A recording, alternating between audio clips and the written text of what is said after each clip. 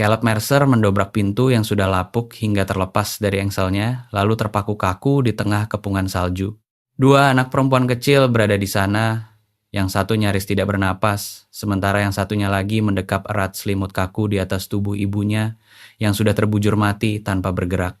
Anak yang lebih tua mendongakkan wajahnya, tatapan matanya tampak terlalu dewasa untuk usianya yang masih belia, dan membisikkan 4 kata yang menyayat hati pria yang sebenarnya telah mati rasa selama 12 musim dingin. Tolong jangan tinggalkan kami. Jika Anda menonton dari manapun di seluruh penjuru negeri, tekan tombol subscribe sekarang juga. Tuliskan kota asal Anda di kolom komentar agar saya bisa melihat seberapa jauh kisah ini tersiar, dan tetaplah bersama saya sampai kata terakhir. Angin bertiup kencang, menembus dinding-dinding gubuk yang rusak itu seolah-olah sedang memburu sesuatu. Caleb tidak bergerak. Ia sempat terpaku cukup lama. Seorang pria dewasa dengan tinggi 188 cm dan berat 90 kg otot serta kedukaan telah dipaku di atas papan lantai oleh seorang anak perempuan berusia 7 tahun hanya dengan 4 kata. Tolong jangan tinggalkan kami. Ia menarik napas yang terasa menyakitkan hingga ke dada. Aku tidak akan pergi kemana-mana, nak. Ia berlutut. Anak yang lebih kecil, yang tubuhnya nyaris tak terlihat di balik tumpukan kain rombeng, sama sekali tidak bergerak. Ia menempelkan 2 jarinya di bawah rahang anak itu. Detak nadinya terasa lambat, lemah, dan kian memudar. Sudah berapa lama dia tidak makan? Anak perempuan yang lebih tua tidak berbicara. Lihat aku, sayang. Sudah berapa lama? 3 hari, Tuan. 3 hari. Ia mengembuskan kata-kata itu seolah merasakan cecapan besi dan air.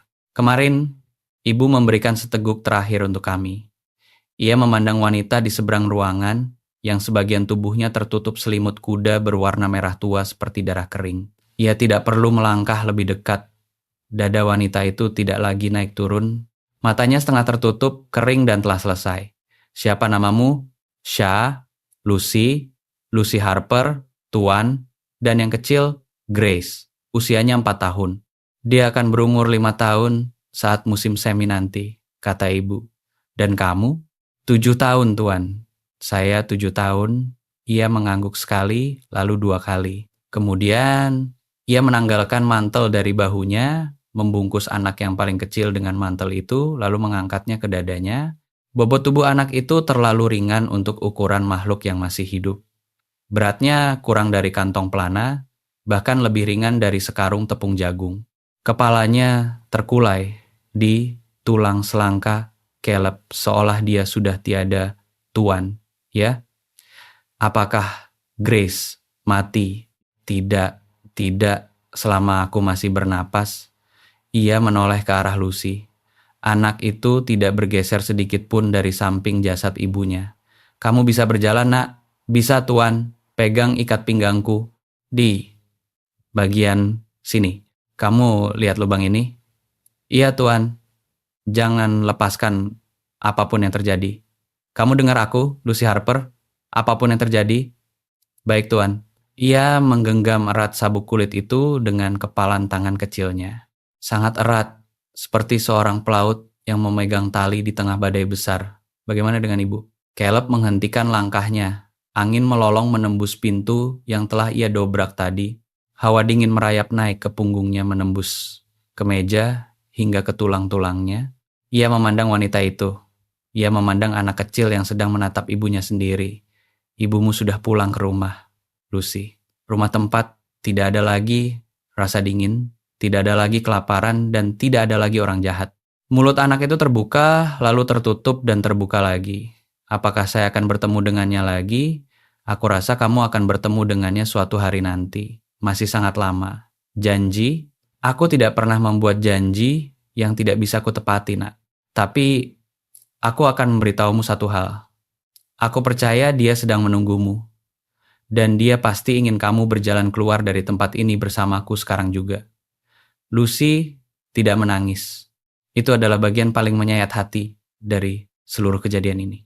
Seorang anak perempuan berusia 7 tahun dengan ibu yang telah terbujur kaku 3 kaki di belakangnya, namun tidak meneteskan air mata satupun. Hanya sebuah anggukan kecil yang memilukan, yang menunjukkan bahwa ia telah memikul beban yang bahkan tidak akan sanggup ditanggung oleh 100 pria dewasa. Baik, Tuan, saya ikut. Caleb menarik Lucy mendekat ke sisinya dan mulai berjalan. Angin menghantam mereka seperti pukulan tinju begitu mereka keluar dari gubuk. Salju bertiup menyamping dan membutakan mata. Kuda betinanya sudah menunggu tepat di tempat ia menambatkannya, dengan kepala menunduk menghadap badai. Ayo naik. Ia mengangkat Lucy terlebih dahulu, mendudukannya di belakang pelana. Pegang erat aku, nak. Saya memegang dengan kedua tangan. Peluk erat-erat, seolah hidupmu bergantung pada ini. Kemudian, ia sendiri naik ke pelana dengan Grace kecil yang didekap erat di dadanya, di balik kemejanya, membagi kehangatan apapun yang masih tersisa di tubuhnya. Ia mengarahkan kepala kudanya menantang angin dan mendecakkan lidahnya. Tenang, Bel. Tenang, sayang. Tenang sekarang, mereka berkuda. Selama 1 mil pertama, Lucy tidak mengucapkan sepatah kata pun. Suara angin menelan segala bunyi. Kuda itu sempat tersandung 2 kali di tumpukan salju. Ia merasakan anak perempuan kecil di belakangnya gemetar. Bukan karena takut, ia menyadarinya. Melainkan karena rasa dingin yang begitu menusuk hingga melampaui batas menggigil. Kamu masih bersamaku, Lucy? Iya, Tuan. Bicaralah padaku. Teruslah berbicara. Kamu dengar? Apa yang Tuan ingin saya katakan? Apa saja? Ceritakan tentang ibumu. Keheningan panjang tercipta, hanya terdengar suara langkah kaki kuda dan deru angin. Rambutnya cokelat seperti rambut saya. Ya, dan dia suka bernyanyi. Kalau orang-orang itu sedang tidak ada, dia bernyanyi untuk kami. Dia bernyanyi lagu apa? Lagu-lagu gereja, dan ada satu lagu tentang sungai. Nyanyikan untukku. Saya tidak bisa, Tuan. Mulut saya kaku membeku. Ia tertawa sekali, sebuah tawa pendek dan serak yang sudah 12 tahun tidak pernah ia keluarkan. Baiklah, nak, baiklah. 1 mil lagi berlalu, angin sedikit mereda, kuda betinanya mulai bisa melangkah dengan lebih mantap. Ia merasakan Grace bernapas di dadanya. Dangkal, cepat, tapi ia masih bernapas. Tuan Caleb, namaku Caleb. Tuan Caleb. Ya, kenapa Tuan datang? Ia tidak langsung menjawab. Tadi sedang melacak ternak yang dicuri. Salah mengambil jalan turun ke ngarai. Tuan datang karena ternak. Mungkin iya, mungkin juga tidak. Mungkin ada sesuatu yang membawaku ke sini. Aku sendiri tidak tahu pasti, nak. Mungkin Tuhan. Ibu pernah berkata, Tuhan tidak pernah lupa. Bahkan ketika semua orang melupakan kita, ia memejamkan matanya selama 1 detik panjang di tengah terpaan angin. Ibumu terdengar seperti wanita yang sangat baik, Lucy. Dia adalah orang yang terbaik, Tuhan. Ia merasakan lengan kecil itu mendekap lebih erat di sekitar pinggangnya. Dia yang terbaik. Rumah peternakan itu berdiri rendah bersandar pada bukit setengah terkubur dalam salju, dan cerobong asapnya sudah dingin membeku karena ia telah meninggalkan rumah selama 18 jam. Ia turun dari kudanya dengan Grace yang masih didekap erat di rusuknya, lalu mengangkat Lucy turun setelahnya, masuklah ke dalam. Cepat, bagaimana dengan Bel? Aku yang akan mengurus Bel. Kamu langsung berdiri di depan perapian, ada kayu di dekat tungku. Kayu, Lucy, bukan kertas. Potongan kayu yang besar, tumpuk kayu-kayu itu. Baik, Tuan. Anak itu berlari, sempat tersandung, bangkit lagi, lalu berlari lagi. Ia melepas pelana kudanya lebih cepat dari yang pernah ia lakukan, menyelimutinya, lalu menuntunnya ke dalam kandang darurat dengan setengah ember gandum. Setelah itu, ia kembali berlari melintasi halaman bersama Grace, mendepak pintu kabin hingga terbuka dengan bootnya. Lucy sudah menumpuk kayu-kayu itu. Ia membaringkan Grace di atas tempat tidurnya sendiri, satu-satunya tempat tidur sungguhan di tempat itu, dan melepas sarung tangannya menggunakan gigi. Lucy, dengarkan baik-baik. Iya, Tuan. Ada kaleng di rak itu, kaleng warna kuning. Ambilkan. Saya melihatnya. Di dalamnya ada korek api. Bawa ke sini. Baik, Tuan. Ia sudah membuka pintu tungku. Kayu, penyala dan koran bekas dari bulan Maret lalu yang tidak pernah ia buang ada di sana. Ia menggesekkan sebatang korek api. Korek itu memercik lalu padam. Ia menggesekkan sebatang lagi. Bakarlah, sialan, kamu harus menyala. Batang ketiga akhirnya menyala. Lucy, teko, di dekat dinding itu, isi dengan air. Pakai salju kalau terpaksa, larilah. Anak itu berlari. Ia berbalik ke arah Grace kecil, menanggalkan semua pakaian rombengnya semuanya. Bibir anak itu telah berubah warna menjadi pucat membiru, begitu pula di bawah kuku-kukunya. Ayo nak, ayo. Jangan menyerah padaku. Jangan berani-berani menyerah padaku. Ia membungkusnya dengan selimut wol dari ujung tempat tidur.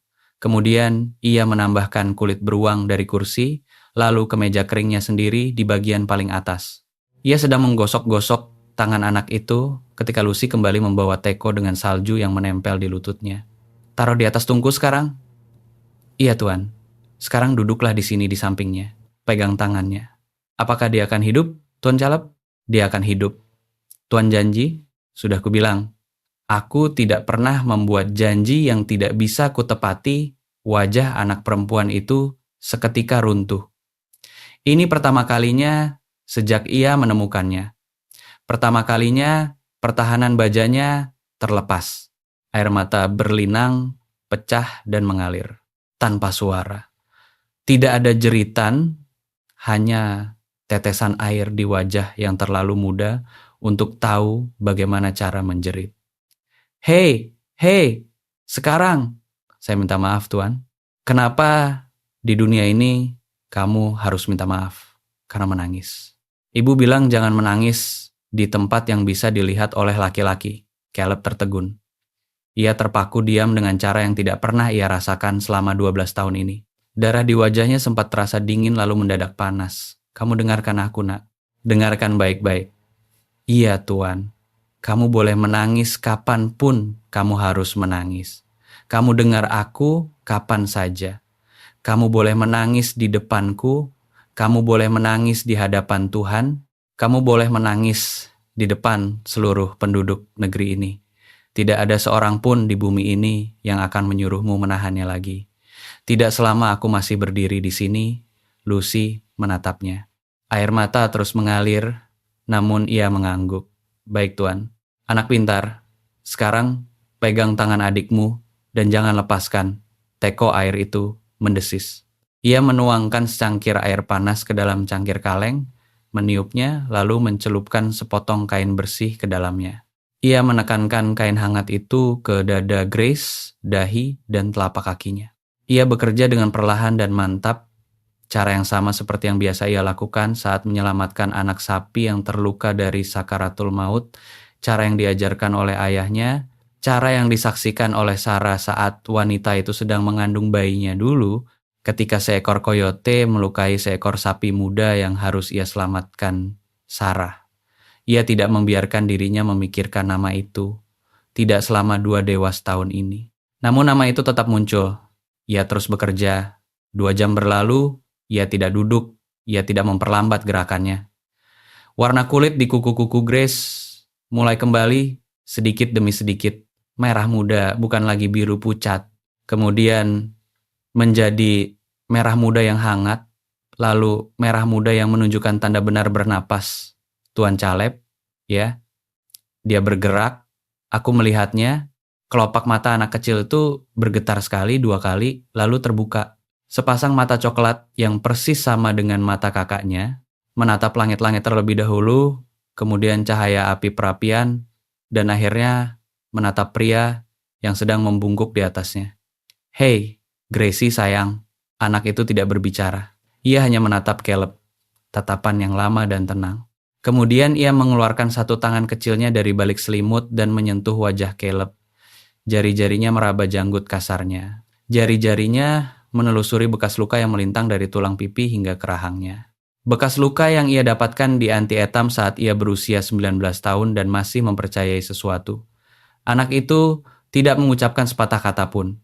Ia hanya menyentuh wajahnya. Caleb Mercer, yang telah mengubur istri, calon putranya yang belum lahir, dan dirinya sendiri 12 musim dingin yang lalu, merasakan ada sesuatu yang retak dan terbuka di dalam dadanya, sesuatu yang telah ia paku rapat-rapat sejak lama. Ia memalingkan kepalanya agar kedua anak perempuan itu tidak melihat apa yang mengalir di matanya. Lucy. Iya tuan, ada sepanci kacang di lemari itu. Dingin. Panaskan. Pelan-pelan saja. Baik, tuan. Ia berdiri, lalu berjalan ke jendela. Ia menempelkan kedua telapak tangannya rata pada dinding di atas bingkai jendela dan hanya berdiri di sana selama beberapa menit sambil mengatur napas. Angin telah mereda. Badai mulai berlalu. Cahaya abu-abu pertama di pagi hari mulai muncul, tampak lemah seperti denyut nadi orang yang sedang sakit, Tuan Caleb. Iya nak, nama ibu saya Evelyn Harper. Apakah Tuan akan mengingat namanya? Aku akan mengingatnya. Ada hal lain lagi. Ia berbalik perlahan. Katakan padaku. Ada seorang pria, Tuan. Pria apa? Seorang pria yang datang ke rumah kami lebih dari sekali. Dia memakai mantel hitam. Dia punya sebuah lencana di mantelnya, perak. Lencana seperti apa, Lucy? Serigala, Tuan. Serigala perak. Suasana di dalam kabin seketika menjadi sangat sunyi. Bahkan api perapian seolah mendadak senyap, begitu pula dengan teko air, Lucy. Iya, Tuan. Kamu yakin tentang lencana itu? Dia menunjukkannya kepada saya, Tuan. Dia melepaskannya dari mantelnya dan memegangnya di depan wajah saya, lalu dia berkata, jika ibu tidak membayar apa yang dia utang, serigala itu akan datang. Caleb berjalan ke meja. Ia menarik kursi, lalu duduk. Ia menekan telapak tangannya rata pada permukaan kayu dan menarik napas dengan sangat lambat. Namanya nak. Apakah ibumu pernah menyebutkan namanya Tuan Foss? Tuan Warren Foss? Caleb memejamkan mata. Untuk pertama kalinya dalam 12 tahun, Caleb Mercer tidak lagi mati rasa. Ia merasa terbakar oleh amarah. Ia berdiri dengan begitu cepat hingga kursinya terjungkal ke belakang. Lucy tersentak ketakutan. Tenanglah, tenang. Aku tidak marah padamu. Iya, Tuan. Aku akan menanyakan beberapa hal padamu, dan kamu ceritakan apa yang kamu ingat. Pelan-pelan saja, tenang. Jangan terburu-buru. Baik, Tuan. Kapan pria itu terakhir kali datang ke rumahmu? 6 hari yang lalu, Tuan? Mungkin 7 hari. Dan ibumu? Apa yang terjadi padanya setelah itu? Dagu Lucy gemetar. Dia membawanya, Tuan. Dia membawanya naik kuda bersama 2 orang pria lainnya. Ibu berteriak-teriak. Dia menyuruh kami bersembunyi. Dia menyuruh kami bersembunyi dan jangan keluar. Jadi, kami bersembunyi di gudang bawah tanah, tempat menyimpan umbi-umbian 2 hari. Ketika kami keluar, ibu belum kembali. Kami menunggu, Grace mulai sakit. Saya mencoba berjalan ke kota, tetapi salju mulai turun. Kami kembali lagi. Kami menunggu. Kemudian kami pergi ke gubuk itu karena atap rumah kami runtuh, ibumu. Apakah dia sempat berteriak, memberitahu kemana mereka akan membawanya? Tidak, Tuan. Dia hanya berteriak menyuruh kami bersembunyi. Dan orang-orang itu, 3 orang. Kamu bilang tadi ada 3. Iya, Tuan. Yang satu memakai lencana serigala dan 2 orang lainnya. Wajah mereka, nak. Bisakah kamu mengingat wajah mereka? Yang satu punya janggut kuning. Yang satunya lagi punya bekas luka di atas matanya seperti bentuk bulan sabit di sebelah sini. Ia menyentuh dahinya sendiri tepat di atas alis. Rahang Caleb mengeras. Lucy, iya Tuan, kamu sudah melakukan hal yang benar. Kamu sudah melakukan semuanya dengan sangat benar. Kamu dengar aku, kamu merawat adikmu, kamu berjalan ke gubuk itu, kamu menunggu, kamu tidak menyerah. Kamu melakukan semua hal yang bahkan seorang pria dewasa pun tidak akan bisa melakukannya dengan lebih baik. Iya Tuan. Dan mulai pagi ini, kamu tidak akan menjalaninya sendirian lagi. Anak itu menatapnya dengan kepala sedikit dimiringkan, seolah ia tidak yakin apakah ia telah mendengar dengan benar. Tuan, kamu tidak akan menjalaninya sendirian lagi. Tidak untuk 1 hari lagi. Tidak untuk 1 jam lagi. Apapun yang terjadi pada ibumu, siapapun yang telah membawanya, aku akan mencari tahu dan aku akan menyelesaikannya. Tuan Caleb, ya, mereka punya senapan, Tuan. Banyak sekali senapan. Ibu bilang mereka mengendalikan kepala polisi wilayah. Memang benar. Tuan sudah tahu? Aku sudah tahu tentang pria dengan lencana serigala itu sejak lama, Nak. Dia juga merebut sesuatu dariku. Lama sekali yang lalu. Apa yang dia rebut, Tuan? Caleb memandang ke arah perapian, menatap anak perempuan kecil yang mulai mendapatkan kembali kehangatan hidupnya di atas tempat tidurnya. Menatap anak perempuan yang lebih tua yang sedang menggenggam tangan adiknya. Menatap 12 tahun masa lalunya yang telah mati. Dia merebut segalanya, Lucy. Dia merebut semua yang kumiliki. Apakah Tuhan sudah membalasnya? Ia tidak menjawab untuk waktu yang lama. Tidak, Nak. Aku tidak melakukannya. Aku pulang ke rumah, mengunci pintu, duduk di dalam sini, dan membiarkan dia menang selama 12 tahun. Aku membiarkan dia menang. Kenapa? Karena aku seorang penakut. Tuan bukan penakut, Tuan Caleb. Ia berbalik dan menatap anak itu. Kamu tidak tahu siapa aku sebenarnya, Nak. Saya tahu apa yang sudah Tuan lakukan malam ini, Tuan. Caleb tidak bisa menjawab hal itu. Ia kembali berbalik menghadap jendela. Pagi mulai datang dengan warna abu-abu yang lambat. Angin telah benar-benar reda. Badai sudah berlalu. Di luar sana, di hamparan putih sejauh 20 mil ke arah timur, di dalam mantel hitam dengan lencana serigala perak, seorang pria sedang duduk menyantap sarapan sambil menghitung uang yang ia rampas dari para wanita yang tidak berdaya untuk melawan. Seorang pria yang belum tahu, seorang pria yang belum menyadari bahwa Caleb Mercer telah hidup kembali. Lucy. Iya, Tuan. Habiskan kacang. Baik, Tuan. Lalu tidurlah di sana di samping adikmu. Jangan bangun sampai matahari tinggi. Baik, Tuan. Tapi Tuan, ya, apakah Tuan akan tetap ada di sini saat saya bangun nanti?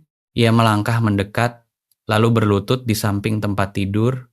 Ia meletakkan satu tangan besarnya yang kapalan di atas kepala anak perempuan kecil itu. Sangat lembut, seperti menyentuh sekuntum bunga yang tidak ingin kau patahkan. Aku akan tetap berada di sini, Lucy Harper. Aku akan tetap ada di sini saat kamu bangun nanti dan pada setiap pagi berikutnya. Janji? Ia hampir saja mengulanginya lagi pernyataan yang selalu ia katakan, aku tidak pernah membuat janji yang tidak bisa kutepati. Namun ia tidak mengatakannya. Sebagai gantinya ia mengucapkan hal lain.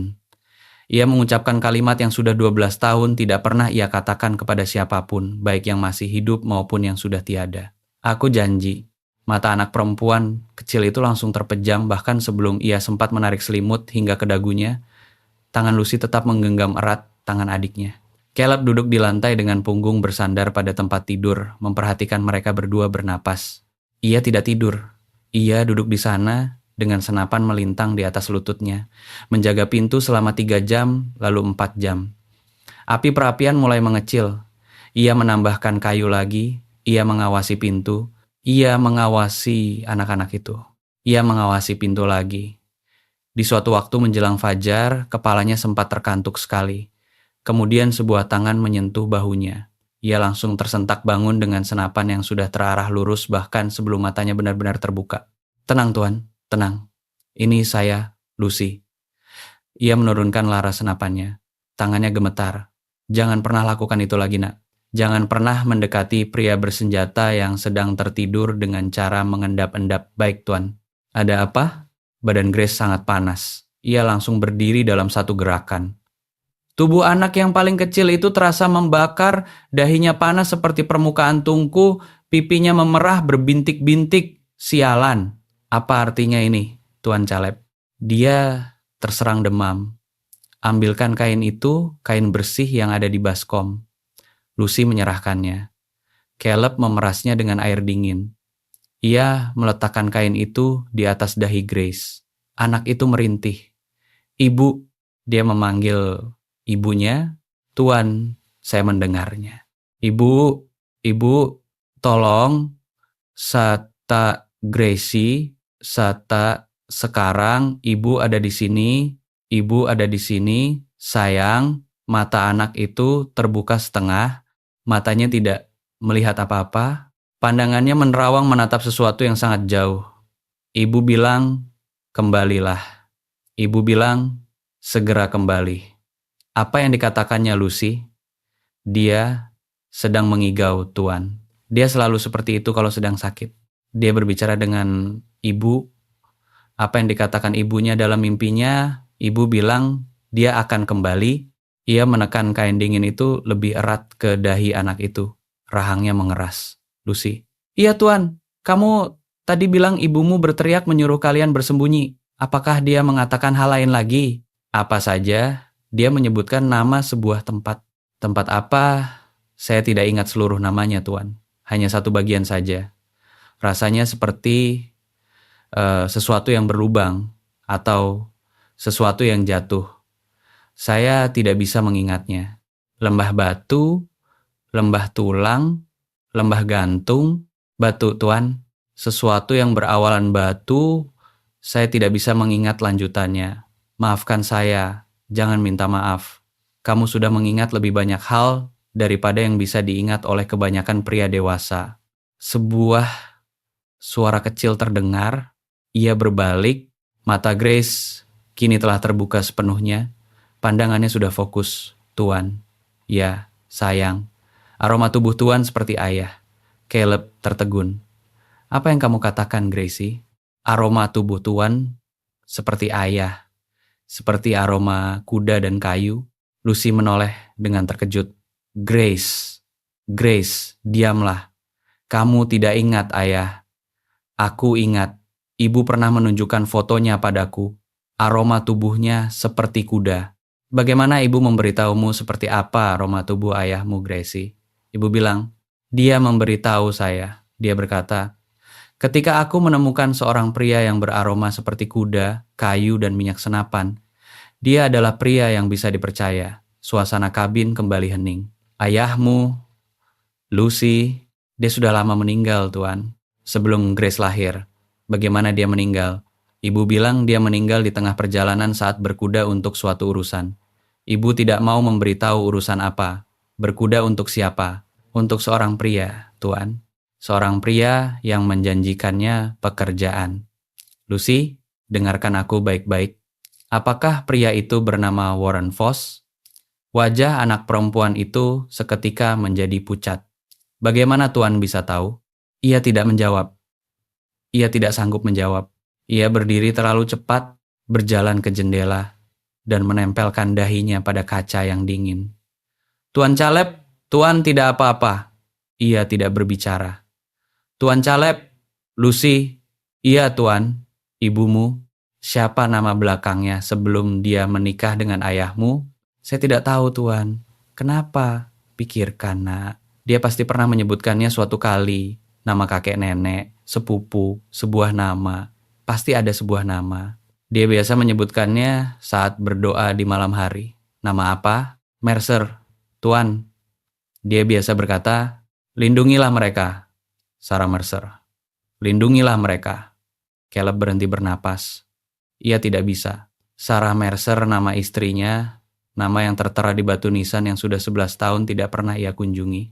Adik perempuan istrinya, adik yang ditangisi oleh Sarah selama setahun sebelum wanita itu meninggal karena pihak keluarga telah mengusirnya lantaran menikah dengan seorang pria miskin, dan Sarah tidak pernah diizinkan untuk menemukannya, berkirim surat, atau mengetahui apakah dia masih hidup atau sudah mati. Evelyn, anak-anak ini adalah keponakan Sarah. Darah daging Sarah. Darah dagingnya sendiri. "Tuan Caleb, diamlah dulu nak." "Diam sebentar." "Baik, Tuan." Ia berdiri mematung di sana selama 1 menit penuh, lalu 2 menit. Api perapian meletup. Grace menggumamkan sesuatu kepada seorang ibu yang tidak ada di sana. Lucy menunggu.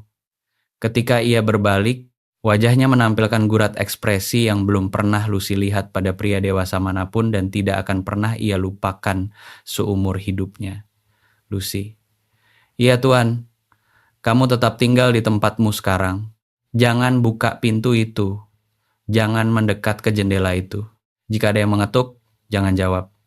Jika ada yang memanggil namamu, jangan jawab. Tuan mau kemana? Hanya ke kandang, lalu langsung kembali.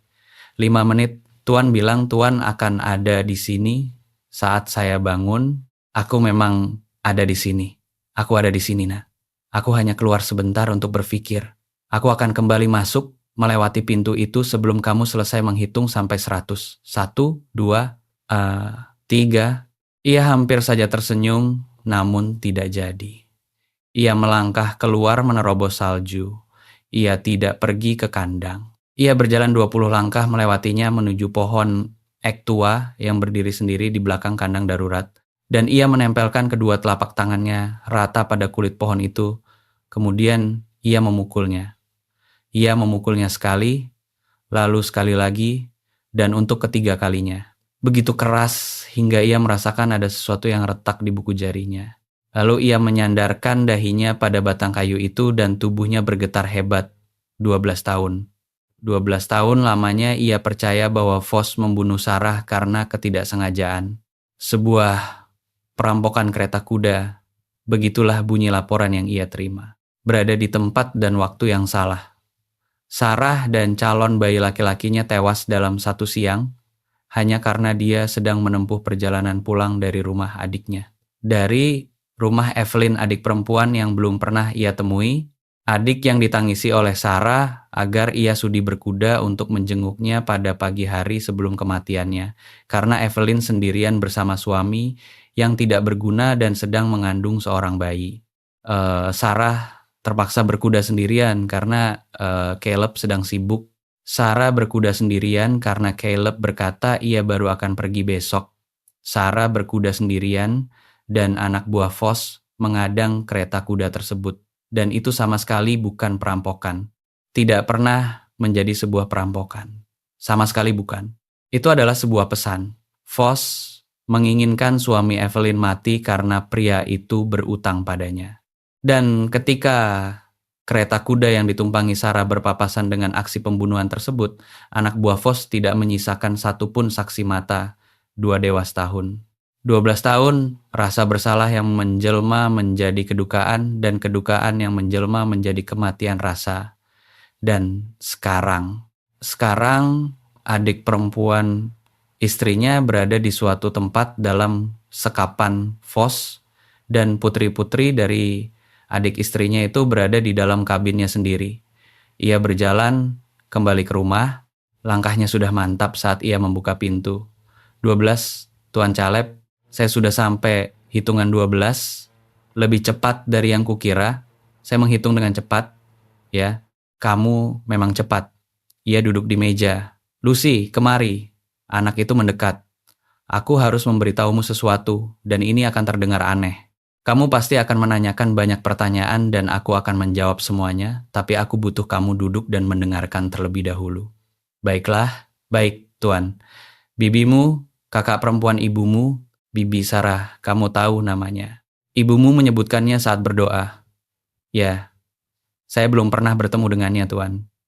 Dia meninggal sebelum saya lahir. Aku tahu. Ibu bilang, dia adalah wanita paling baik hati yang pernah bernapas di bumi ini. Dia memang seperti itu. Mata Lucy membelalak lebar. Bagaimana Tuan bisa tahu? Karena aku menikah dengannya, nak. Anak itu tidak berbicara. Ia hanya terpaku menatap Caleb. Lucy, aku adalah dia, suami dari Bibi Sarahmu. Tuan adalah aku pamanmu. Paman saya? Benar, pamanmu. Wajah anak itu seketika runtuh seperti malam sebelumnya. Namun kali ini air mata yang menetes terasa berbeda. Caleb menariknya ke dalam pelukannya dan mendekapnya di bahunya sementara tubuh mungil itu bergetar hebat. Ibu selalu mendoakan paman, setiap malam. Aku tidak tahu tentang hal itu. Ibu bilang, suatu hari nanti seorang pria utusan Tuhan akan datang menjemput kami. Ibu bilang, Tuhan tidak pernah lupa. Ibu bilang dia pasti akan datang. Ia memejamkan matanya. 12 tahun, Lucy. 12 tahun aku hanya duduk di dalam rumah ini dan tidak pernah datang. Paman datang sekarang. Aku datang sekarang. Itulah yang terpenting, Paman. Itulah yang pasti akan dikatakan oleh ibu. Ia mengecup bagian atas kepala anak itu sekali. Sebuah kecupan yang cepat dan canggung, selayaknya seorang pria yang sudah terlalu lama tidak pernah melakukannya. Kemudian, ia berdiri. Dengarkan aku, kalian berdua. Bahkan, jika Grace hanya bisa mendengar setengahnya, mulai menit ini, kalian bukan lagi tamu di rumahku. Kalian bukan orang asing. Kalian bukan sekadar kebaikan yang kulakukan. Kalian adalah darah dagingku. Kalian dengar aku? Darah dagingku. Iya, Paman. Dan tidak ada satu hal pun di bumi ciptaan Tuhan ini yang boleh menyentuh darah dagingku. Seekor kuda meringkik di luar. Caleb seketika membeku. Itu bukan suara kuda betinanya. Ia sangat mengenali suara kudanya sendiri. Ini adalah suara hewan lain yang sedang berdiri di suatu tempat di jalanan, mungkin berjarak 1/4 mil dari sana. Lucy. Iya, Paman. Masuk ke bawah tempat tidur. Sekarang, kalian berdua. Ada apa, Paman? Lucy, bergeraklah. Anak itu bergerak. Ia menarik Grace yang dalam kondisi setengah sadar ke bawah tempat tidur, sementara anak kecil itu bergumam memprotes. Caleb menyambar kedua selimut, lalu melemparkannya ke arah anak-anak itu untuk menutupi mereka. Jangan keluarkan suara sedikit pun, jangan bergerak, jangan bernapas terlalu keras. Kalian dengar? Iya, Paman. Ia mengambil senapan dari atas meja. Ia menarik tirai jendela selebar 1/2 inci. 3 penunggang kuda tampak datang menyusuri jalan setapak dengan perlahan cara berkuda yang biasa dilakukan oleh orang-orang yang tidak khawatir jika keberadaan mereka terlihat. Yang satu memiliki janggut berwarna kuning. Yang satunya lagi memiliki bekas luka berbentuk bulan sabit di atas alisnya.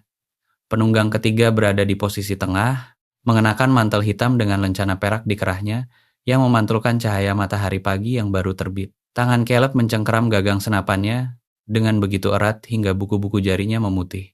12 tahun. 12 tahun lamanya ia bermimpi untuk bisa melihat wajah itu lagi. Dan sekarang, Warren Foss sedang berkuda menyusuri jalan setapak menuju pintu depan rumahnya sambil tersenyum. Pria itu tidak tahu. Dia tidak tahu bahwa anak-anak perempuan itu ada di dalam. Dia tidak tahu siapa yang tinggal di kabin ini. Dia mengira sedang berkunjung ke rumah orang asing yang kebetulan menanyakan beberapa pertanyaan di kota kemarin. Seseorang di kedai minuman pasti telah berkuda untuk memberitahu Foss saat fajar menyingsing tadi, seseorang yang melihat Caleb membeli susu, obat kuinin, serta perban, dan menanyakan keberadaan seorang wanita bernama Evelyn Harper. Foss datang sendiri, itu adalah hal yang aneh. Foss tidak pernah datang sendiri untuk urusan seperti ini. Caleb mundur dari jendela. Ia menarik napas sekali, mencoba menenangkan diri. Lucy, kamu masih di bawah sana? Iya, Paman. Apapun yang kamu dengar di ruangan ini, apapun yang kamu dengar aku katakan, suara siapapun itu, kamu tetap berada di bawah sana. Jangan keluar untukku, jangan untuk siapapun. Tidak sampai aku membuka tempat tidur ini dan menyuruhmu keluar. Kamu dengar aku, Nak? Iya, Paman. Dan jika kamu mendengar suara tembakan, tetaplah berada di bawah sana sampai tembakan itu berhenti dan aku memanggil namamu. Dan jika aku tidak memanggil namamu, Paman, jika Paman tidak memanggil nama saya, jika aku tidak memanggil namamu, tunggulah sampai gelap. Kemudian bawa adikmu dan merangkaklah keluar lewat jendela belakang, pergilah ke arah timur, jangan berhenti sampai kamu melihat sungai. Ikuti aliran sungai itu ke arah selatan. Ada sebuah rumah peternakan dengan lumbung berwarna merah. Nama wanita pemiliknya adalah Hattie Boone. Katakan padanya bahwa Caleb Mercer yang mengirimmu. Katakan padanya bahwa darah dagingku adalah darah dagingmu juga. Kamu dengar aku? Iya, Paman. Ulangi perkataanku. Hattie Boone, lumbung merah, darah daging Caleb Mercer adalah darah daging saya juga. Anak pintar. Suara derap sepatu boot terdengar di lantai beranda, sebuah ketukan kepalan tangan menghantam pintu, disusul suara yang sudah 12 tahun tidak pernah ia dengar lagi. Halo yang di dalam rumah. Kunjungan bersahabat, mencari pemilik tempat ini. Caleb menyandarkan senapannya pada dinding di belakang pintu. Ia mengambil pistol dari dalam laci. Ia menyelipkannya di sabuk bagian belakang di balik mantelnya. Ia merapikan rambutnya dengan satu tangan. Ia berjalan menuju pintu. Ia meletakkan tangannya di atas grendel pintu. Ia menunggu selama satu tarikan napas. Ia membukanya. Warren Foss berdiri di beranda dengan matahari pagi berada di belakang punggungnya. Wajah yang sama namun tampak lebih tua, sepasang mata dingin yang sama, dan senyuman ramah yang sama sekali tidak mencapai matanya. Lencana serigala perak itu berkilau di kerah mantel hitamnya. Pria itu tidak mengenalinya. Waktu telah berlalu selama 12 tahun, dan Caleb kini memelihara janggut serta kehilangan berat badan sebanyak 10 kilogram, dan orang mati tidak akan bisa mengenali sesama orang mati. Selamat pagi, kawan. Selamat pagi, maaf datang tanpa diundang. Kami sedang melacak pelarian. Sepasang anak kecil, kakak beradik, wajah Caleb tidak menunjukkan ekspresi apapun. Anak-anak? Benar, Tuan. Mereka adalah anak dari seorang wanita sakit yang sedang kucoba bantu. Sayang sekali, ibunya sudah meninggal dunia. Sekarang anak-anaknya berada di luar di tengah cuaca dingin. Aku sangat mengkhawatirkan keselamatan mereka. Begitu rupanya. Benar. Pria berjanggut kuning yang berada di atas kuda di belakangnya menggeser posisi duduknya di pelana. Pria dengan bekas luka bulan sabit sama sekali tidak bergerak. Apa urusanmu dengan mereka, kawan? Maaf, apa urusanmu? Kenapa pria sepertimu harus repot-repot berkuda langsung demi mencari dua anak perempuan yang tersesat? Senyuman Vos menipis hingga menyisakan garis tipis. Kewajiban sesama umat Kristen, kawan. Apakah kebetulan kamu melihat mereka? Dua anak perempuan kecil. Yang paling tua berusia sekitar 7 tahun, yang lebih muda sekitar 4 tahun. Tidak, Tuan. Kamu yakin? Yakin. Lencana serigala itu kembali menangkap pantulan cahaya matahari. Siapa namamu, kawan? Sepertinya aku belum pernah melihatmu. Caleb menatap pria itu lurus di matanya. Ia tersenyum perlahan. Mercer. Ia melihat nama itu tepat mengenai sasarannya. Ia melihat ekspresi wajah Vos seketika berubah. Ia melihat tanda pengenalan merayap naik di rahang pria itu seperti seekor ular yang bersiap mematok. Caleb. Mercer. Benar. Angin berembus sedikit. Seekor kuda mendengus. Tangan pria dengan bekas luka bulan sabit mulai bergeser mendekati sabuk senjatanya. Well, sekarang Tuan Mercer. Well, sekarang Tuan Vos. Sudah cukup lama rupanya. 12 tahun, kurang lebih. Aku mendengar kabar kalau kamu sudah mati. Sepertinya kabar yang kamu dengar itu salah. Sepertinya memang begitu. Pria berjanggut kuning perlahan mengeluarkan senapannya dari sarung pelana seolah ia tidak ingin mengejutkan siapapun. Vos mengangkat satu tangannya tanpa menoleh ke belakang. Tenang, Earl, tenang. Tangan itu kembali turun. Vos menatap Caleb untuk sesaat yang lama dan hening. Kamu tidak sedang menyembunyikan dua anak perempuan kecil di dalam kabin itu kan, Tuan Mercer? Tidak. Kamu yakin? Yakin. Kamu tidak keberatan kan, kalau anak buahku memeriksa ke dalam? Aku keberatan. Oh ya? Aku sangat-sangat keberatan. Vos tersenyum. Senyuman itu tidak sampai ke matanya. Tuan Mercer. Ya, aku sudah penasaran. Selama 12 tahun ini, apakah kamu punya rencana untuk turun dari bukit ini? Sepertinya kamu sudah mendapatkan jawabanmu. Sepertinya begitu. Vos mendorong topinya ke belakang dengan satu jari yang terbungkus sarung tangan. Kamu tahu apa yang kupikirkan, Tuan Mercer? Apa yang kamu pikirkan? Aku pikir seorang pria yang hidup sendirian selama 12 tahun dan tidak pernah turun gunung, tidak akan mendadak mendapatkan tamu di rumahnya. Tidak di tengah badai salju. Bukan karena kebetulan. Sepertinya kamu sangat paham tentang masalah kebetulan. Sindiran itu tepat mengenai sasaran. Mata kiri Vos berkedut. Tangan pria dengan bekas luka bulan sabit telah menyentuh sabuk senjatanya. Tuan Mercer. Tuan Vos. Aku akan kembali lagi. Aku akan tetap ada di sini. Benarkah? Benar. Vos berbalik perlahan di atas beranda. Ia berjalan menuruni anak tangga dengan lambat. Ia menunggangi kudanya dengan lambat. Pria berjanggut kuning dan pria dengan bekas luka bulan sabit mengikuti dari belakang dengan lambat pula. Di ujung jalan setapak, Vos memutar tubuhnya di atas pelana Tuan Mercer. Ya, anak-anak perempuan di dalam itu. Mereka punya seorang ibu. Ibunya masih hidup, hanya sekadar memberitahumu saja. Caleb tidak menjawab. Untuk saat ini, ketiga, kuda itu berbalik dan berjalan, pergi menyusuri jalan setapak dengan langkah santai, cara berkuda yang biasa dilakukan oleh orang-orang yang tahu bahwa mereka sedang diawasi dan ingin si pengawas melihat bahwa mereka sama. Sekali tidak merasa takut, Caleb berdiri di ambang pintu dan mengawasi mereka sampai kuda terakhir hilang di balik bukit. Kemudian ia melangkah kembali ke dalam, ia menutup pintu, ia memasang slot kuncinya. Ia berjalan menuju tempat tidur dan berjongkok rendah. Lucy. "Iya, Paman. Keluarlah, Nak." Anak itu merangkak keluar sambil menarik adiknya yang setengah sadar.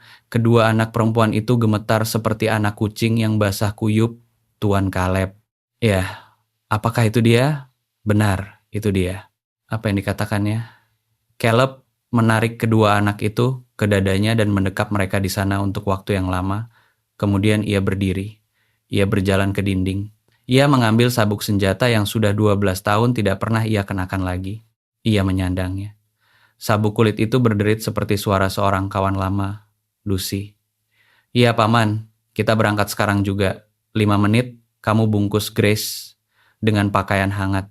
Aku akan masang pelana pada Belle dan si abu-abu. Kita harus berkuda dengan cepat." "Kemana, Paman?" "Hetty Bun, seperti yang sudah kubilang padamu. Paman bilang itu hanya jika Paman tidak kembali. Rencana berubah. Aku sendiri yang akan mengantarkan kalian. Setelah itu, aku akan berkuda lagi." "Mencari ibu?" "Mencari ibumu." Anak itu tidak membantah. Ia segera membungkus tubuh Grace. Caleb memasang pelana pada kedua kuda dalam waktu kurang dari 3 menit, memasangkan kantong pakan pada si abu-abu, melemparkan selimut wol bagus miliknya, sekantong biskuit, serta senapannya ke dalam kantong pelana. Ia kembali masuk untuk menjemput anak-anak. Lucy. "Grace." "Iya, Paman. Ayo naik." Ia mendudukkan Grace di depannya, terbungkus di balik mantelnya. Lucy duduk di belakang. Ia mengikat pergelangan tangan Lucy dengan longgar pada ikat pinggangnya agar anak itu tidak terjatuh jika dia mengantuk. "Peluk aku erat-erat jika kamu merasa takut, Nak. Jangan bernyanyi. Jangan berbicara. Jangan keluarkan suara sedikit pun sampai kita tiba di sana." "Baik, Paman." Ia menghentakkan kakinya pada Belle untuk membawanya dalam gerakan lari cepat menyusuri jalan setapak belakang jalan yang tidak diketahui oleh Vos. Jalan yang dipotong oleh ayahnya 40 tahun yang lalu menerobos jajaran pohon aras. 2 jam berlalu. Ia memacu Belle lebih keras dari yang seharusnya. Lucy terus bertahan memeluknya. Grace tertidur pulas di dadanya. Lumbung merah itu akhirnya muncul di balik bukit terakhir. Seorang wanita berdiri di halaman rumah dengan memegang sebatang senapan gentel. "Caleb Mercer, Hetty, 12 tahun berlalu dan kamu mendadak berkuda ke sini membawa 2 anak kecil di atas kuda yang tampak seperti hasil curian. Mereka bukan curian. Mereka adalah keponakan Sarah." Senapan gentel itu langsung diturunkan demi Yesus yang manis. "Hetty, aku butuh bantuan. Turunlah, masuk ke dalam rumah. Bawa anak-anak itu agar hangat. Aku tidak bisa membiarkanmu pergi begitu saja. Kamu akan tinggal untuk minum kopi, Caleb Mercer, sementara aku memeriksa kondisi anak-anak ini. Setelah itu, kamu boleh pergi melakukan apapun yang harus kamu lakukan." Ia menetap untuk minum kopi. Hetty memeriksa kondisi anak-anak perempuan itu, menyuapi Grace susu hangat dengan sendok, membasuh wajah Lucy dengan selembar kain. Wanita itu tidak menanyakan satu pertanyaan pun. Ketika ia berdiri bersiap untuk pergi, Lucy mengikutinya hingga ke pintu Tuan Caleb. "Ya, Paman berjanji akan ada di sini saat saya bangun nanti, pada setiap pagi berikutnya. Paman sudah berjanji. Paman sedang pergi sekarang. Aku akan kembali lagi. Paman bilang Paman tidak pernah membuat janji yang tidak bisa ditepati." Ia berlutut. "Lucy." "Iya, Paman. Aku akan membawa ibumu pulang. Kamu dengar aku?" "Iya, Paman." "Dan setelah itu aku akan kembali ke tempat tidur itu, duduk di kursi itu, dan kamu akan bangun lalu mendapati aku ada di sana." "Aku janji." "Janji?" "Aku janji." Anak itu mengalungkan lengan kecilnya di leher Caleb. Ia merasakan pelukan erat itu sekali. Kemudian anak itu melepaskannya dan melangkah mundur. Hetty meletakkan satu tangannya di bahu anak itu. "Pergilah, Caleb." "Hetty, pergilah dan kembalilah lagi." Ia pergi. Ia memacu si abu-abu dengan keras menempuh jarak 8 mil menuju Dry Creek dan menambatkannya di belakang bengkel pandai besi. Ia berjalan memasuki kota, melewati jalan belakang dengan topi yang ditarik rendah. Kedai minuman tampak setengah kosong. Sebuah piano memainkan nada-nada yang terdengar lelah. Caleb berjalan menuju meja bar. Whisky. 2 keping koin. Ia membayar. Ia meminumnya. Ia meletakkan gelasnya kembali. Di mana Otis Pell? Mata bartender itu seketika berkedip. Tidak kenal yang namanya Otis. Kamu mengenalnya. Pria tua dengan satu mata. Dia minum di sini setiap sore. Dulu dia pengemudi kereta kuda. Di mana dia? Tuan. Di mana? Ruangan belakang. Sedang tidur. Menghilangkan mabuk. Caleb berjalan menuju ruangan belakang, lalu membuka pintunya. Otis Pell tua sedang tertidur tengkurap di atas ranjang lipat sambil mendengkur. Caleb menyiramkan air dingin ke wajahnya. Astaga Kristus. Otis. Caleb? Caleb Mercer? Orang-orang bilang, kamu sudah mati. Aku sering mendengar kalimat itu. Apa yang kamu inginkan? Lembah batu. Otis langsung duduk tegak. Tidak tuan, bukan aku, bukan nama tempat itu. Aku tidak tahu apa-apa. Otis, aku tidak tahu apa-apa. Caleb membungkuk mendekat. Adik perempuan Sarah berada di lembah batu. Satu mata Otis yang masih berfungsi membelalak lebar. Adik perempuan Sarah Mercer. Benar. Ya Tuhan, kasihanilah kami. Otis, tempat itu sekarang tidak lagi disebut lembah batu. Namanya Stonefall.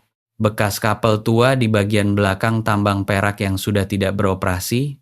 2 mil melewati punggung bukit yang ada pohon tersambar petirnya. Berapa banyak orang? 4 orang, terakhir kali ku dengar. Mungkin 5. Orang macam apa? Orang-orang kejam. Orang-orangnya Foss, Otis, ya. Jangan pernah ceritakan pada jiwa manapun kalau aku pernah ke sini. Aku tidak akan menceritakannya. Jangan pernah ceritakan pada jiwa manapun kalau aku menanyakan tentang tempat itu. Aku tidak akan melakukannya, Caleb. Aku bersumpah demi sisa mataku yang satu ini. Caleb berdiri. Kembalilah tidur, Otis. Caleb, ya, Sarah adalah wanita yang baik. Aku tahu itu, bawa adiknya pulang. Itu tujuanku. Ia berkuda keluar melewati bagian belakang kota, mengambil jalur utara, lalu barat, dan utara lagi. Sore hari berubah warna menjadi abu-abu. Angin mulai bertiup kencang. Ia tidak menghentikan langkahnya. Ia melihat pohon yang tersambar petir itu dari jarak 1 mil, lalu turun dari punggung si abu-abu, menempuh jarak 1/4 mil terakhir sambil menuntun kudanya. Kemudian ia mendengar suara klik. Di belakangnya, suara kokangan, pelatuk senapan. Berhenti di sana, kawan. Caleb tidak berbalik. Jatuhkan tali kendalinya. Angkat tanganmu ke tempat yang bisa kulihat. Ia menjatuhkan tali kendali. Ia mengangkat kedua tangannya. Sekarang berbaliklah perlahan. Ia berbalik perlahan. Seorang pria mengenakan mantel panjang dengan bandana penutup hidung berdiri di sana holding senapan dengan mantap. Kamu berada sangat jauh dari rumah, orang asing. Hanya sedang berburu. Apa yang kamu buru di daerah seperti ini? Rusa bagal. Rusa bagal? Ya. Kamu tidak mungkin Caleb Mercer kan? Bukan, kamu bukan dia. Karena Tuan Foss menyuruh kami mengawasi jalan ini untuk mencari orang bernama Caleb Mercer itu, sayang sekali harus mengecewakanmu. Tunjukkan wajahmu, kawan. Caleb mendorong topinya ke belakang dengan perlahan. Mata pria di balik bandana itu seketika membelalak. Itu dia! Itu! Pistol Caleb melesat keluar dari balik mantelnya dan melepaskan satu tembakan. Pria itu langsung tumbang. Suara tembakan itu bergema menembus jajaran pohon aras seperti suara guntur. Caleb berdiri mematung sambil menghitung dalam hati. 1, 2, 3, 4. 3 ada teriakan balasan, tidak ada orang kedua yang datang. Pria bodoh ini rupanya berjaga sendirian. Ia melangkahi jasad itu dan terus berjalan kaki.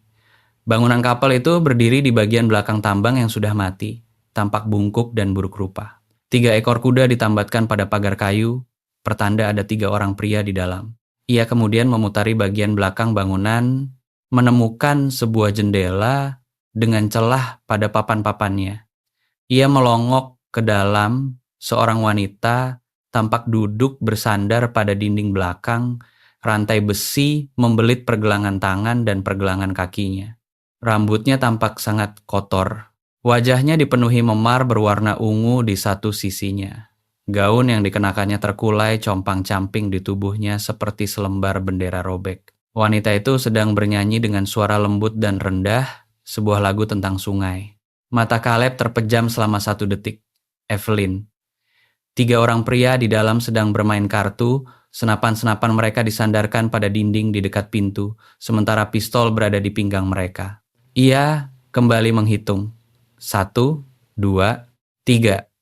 Ia melangkah mundur, berjalan memutari bangunan menuju pintu depan, lalu menarik topinya rendah-rendah. Ia mengetuk pintu. Siapa itu? Hank yang mengirimku. Katanya, kalian kehabisan whisky. Hank tidak mengirim siapapun. Buka pintunya. Kawan, aku membawa sebotol whisky gandum. Keheningan sesaat tercipta, disusul suara grendel pintu yang digeser mundur. Pintu terbuka sedikit. Caleb langsung menembak pria pertama yang muncul di balik pintu sebelum mata pria itu sempat fokus melihat siapa yang datang. Pria kedua langsung bangkit berdiri dari meja kartu, berusaha menyambar pistolnya. Caleb menembak tepat di dadanya. Pria ketiga berhasil meraih senapannya, lalu mengayunkannya ke atas. Caleb menembak tepat di tenggorokannya. 3 tembakan, 3 orang pria tewas. Dalam waktu 6 detik, suasana couple seketika menjadi sangat sunyi. Wanita yang bersandar di dinding tadi menghentikan nyanyiannya. Ia menatap Caleb dengan pandangan nanar. Evelyn, bagaimana kamu bisa tahu namaku? Evelyn Harper, bagaimana kamu bisa tahu namaku? Ia melintasi ruangan, berlutut, mengeluarkan pisau sabuknya, dan mulai memotong rantai pergelangan kaki wanita itu. Kakak perempuanmu adalah Sarah. Ya, Sarah Mercer, ya. Evelyn, namaku Caleb. Wanita itu tidak berbicara. Ia hanya menatap Caleb lekat-lekat, suami Sarah. Wajah wanita itu seketika runtuh. Caleb Mercer, benar. Sarah pernah menulis surat padaku tentangmu sebelum mereka. Aku tahu semuanya. Anak-anakmu, mereka aman. Mereka aman, Evelyn. Mereka ada di rumah Hatibun, hangat, dan sudah diberi makan. Lucy menyuruhku berjanji untuk membawamu kembali. Wanita itu mulai menangis, terseduh-seduh tanpa suara. Caleb terus memotong rantai besi itu. Rantai pergelangan kakinya akhirnya terlepas. Ia mulai memotong rantai pergelangan tangan. Evelyn, tetaplah bersamaku, anak-anakku. Anak-anakku. Mereka hidup. Keduanya hidup. Lucy merawat Grace melewati badai salju. Grace sempat terserang demam, tapi demamnya sudah turun tadi malam. Bayi-bayiku, mereka sedang menunggumu. Rantai pergelangan tangan akhirnya terlepas juga. Ia mencoba membantu wanita itu berdiri, namun kakinya tidak sanggup menopang tubuhnya karena sudah terlalu lama dirantai. Kalungkan lenganmu di leherku. Aku tidak bisa, Caleb. Kamu bisa. Kamu harus bisa. Putri-putrimu sedang menunggumu di rumah. Wanita itu berhasil mengalungkan lengatnya di leher Caleb. Ia mengangkat tubuh wanita itu, bobotnya terasa lebih ringan daripada bobot tubuh Grace tadi. Caleb, apa? Masih ada lagi? Masih ada wanita lain di sini. Apa? Kamar-kamar lain di bagian bawah tambang? Setidaknya ada 6 orang, mungkin lebih. Voss sudah membawa mereka ke sini selama bertahun-tahun. Ya Tuhan, Caleb, kamu tidak bisa meninggalkan mereka begitu saja. Ia berdiri dengan wanita itu berada di dalam pelukannya, memandang ke arah pintu, lalu memandangnya kembali. Evelyn, ya, dengarkan aku. Ya, aku akan membawamu keluar dari tempat ini sekarang juga. Aku akan mengantarkanmu kembali kepada putri-putrimu, dan setelah itu, aku akan mengirimkan polisi federal ke sini, membawa 20 orang malam ini juga sebelum matahari terbit. Setiap wanita di bawah sana akan dibebaskan besok pagi. Aku bersumpah demi makam Sarah. Caleb, aku bersumpah bahwa aku pulang menemui bayi-bayiku. Baik, Nyonya. Ia menggendong wanita itu keluar, mendudukannya di atas punggung si abu-abu, lalu naik ke pelana di belakangnya, memutar arah kuda dan menghentakkannya untuk berlari kencang. 2 jam perjalanan berkuda yang berat harus ditempuh. Matahari mulai tenggelam di balik punggung bukit. Disusul hawa dingin yang mulai turun mencengkeram. Ia memacu si abu-abu lebih keras dari batas wajarnya. Caleb, ya, bagaimana kondisi Grace? Dia keras kepala, mirip seperti bibinya. Bagaimana dengan Lucy? Dia pemberani, lebih berani dari 10 pria dewasa. Kamu menampung mereka. Benar, padahal kamu tidak tahu siapa mereka sebenarnya. Benar, Nyonya. Kamu menampung mereka tanpa tahu apa-apa. Itu bukan hal yang remeh. Itu sangat berarti bagiku, Caleb Mercer. Ia tidak menjawab. Mereka terus berkuda. Semburat cahaya dari lumbung merah milik Hetty Boone mulai terlihat di balik bukit terakhir. Ia merasakan napas Evelyn mendadak tertahan. Hampir sampai, sedikit lagi. Ia memperlambat langkah si abu-abu menjadi jalan santai memasuki halaman rumah. Hetty keluar membawa senapan gentelnya, lalu mendadak menurunkannya. Demi Yesus yang manis, demi Yesus yang penuh peneduh. Hetty, dia butuh air dan selimut. Bantu dia turun, bantu dia turun. Evelyn merosot dari punggung kuda, jatuh ke dalam pelukan Caleb dan Hetty. Dan kemudian Lucy sudah berada di sana, memegangi kaki ibunya sambil menjeritkan namanya histeris. Dan Grace berada di suatu tempat di dalam rumah, meneriakkan sesuatu yang terdengar seperti potongan-potongan kata. Caleb melangkah mundur untuk memberikan mereka ruang. Ia berdiri di halaman rumah dan menyaksikan mereka semua masuk ke dalam hingga pintu tertutup rapat. Ia mendengar suara-suara kecil anak-anak itu, suara sang ibu, dan suara tangisan kedukaan yang bercampur bahagia, sementara ia sendiri berdiri sendirian di luar. Hetty kembali melangkah keluar. Caleb, Hetty, kamu tidak akan menetap. Tidak, kamu harus kembali lagi. Ada 6 wanita di dalam tambang itu, mungkin lebih. Aku sudah memberitahu Evelyn kalau aku akan mengirim polisi federal. Kamu tidak akan mengirim polisi federal malam ini, Caleb. Kamu sendiri yang harus pergi. Setelah aku menukar kuda di rumah, barulah pergi, Hetty. Ya, jika terjadi sesuatu, aku yang akan menjaga mereka. Aku akan menjaga ketiganya. Mereka sudah menjadi bagian dari keluarga sekarang. Terima kasih. Pergilah, Caleb. Ia melompat naik ke atas punggung Belle, mengarahkannya menuju rumah. Kuda betinanya tampak kelelahan, jadi ia menuntun langkahnya dengan sabar. 2 mil, 3 mil berlalu. Ia melihat kabin rumahnya dari atas bukit. Ia melihat seekor kuda ditambatkan pada pagar depan rumahnya. 1 ekor kuda di teras rumahnya sendiri. Ia melihat sebuah siluet bentuk tubuh di teras rumahnya. Seseorang sedang duduk di kursinya. Ia menarik tali kekang Belle di balik sebatang pohon aras, melompat turun mengambil senapannya, lalu menempuh jarak 100 yard terakhir dengan berjalan kaki perlahan, tanpa suara di tengah kegelapan malam. Sebuah suara meneriakkan namanya dari arah teras ketika ia berada dalam jarak 40 kaki dari kabin, Tuan Mercer. Langkahnya terhenti. Tuan Mercer, aku tidak akan melangkah lebih dekat lagi jika aku jadi kamu. Caleb tidak berbicara. Tuan Mercer, aku memiliki sesuatu yang merupakan milikmu. Ia melangkah lebih dekat lagi. 20 kaki. Siluet di teras mulai terlihat jelas.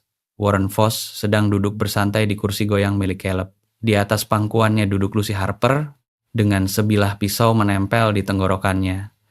Jantung Caleb seketika berhenti berdetak. Lucy, Tuan Caleb, apakah dia melukaimu, nak?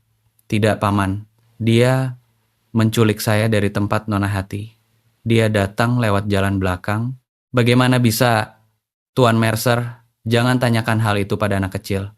Tanyakan padaku bagaimana caranya.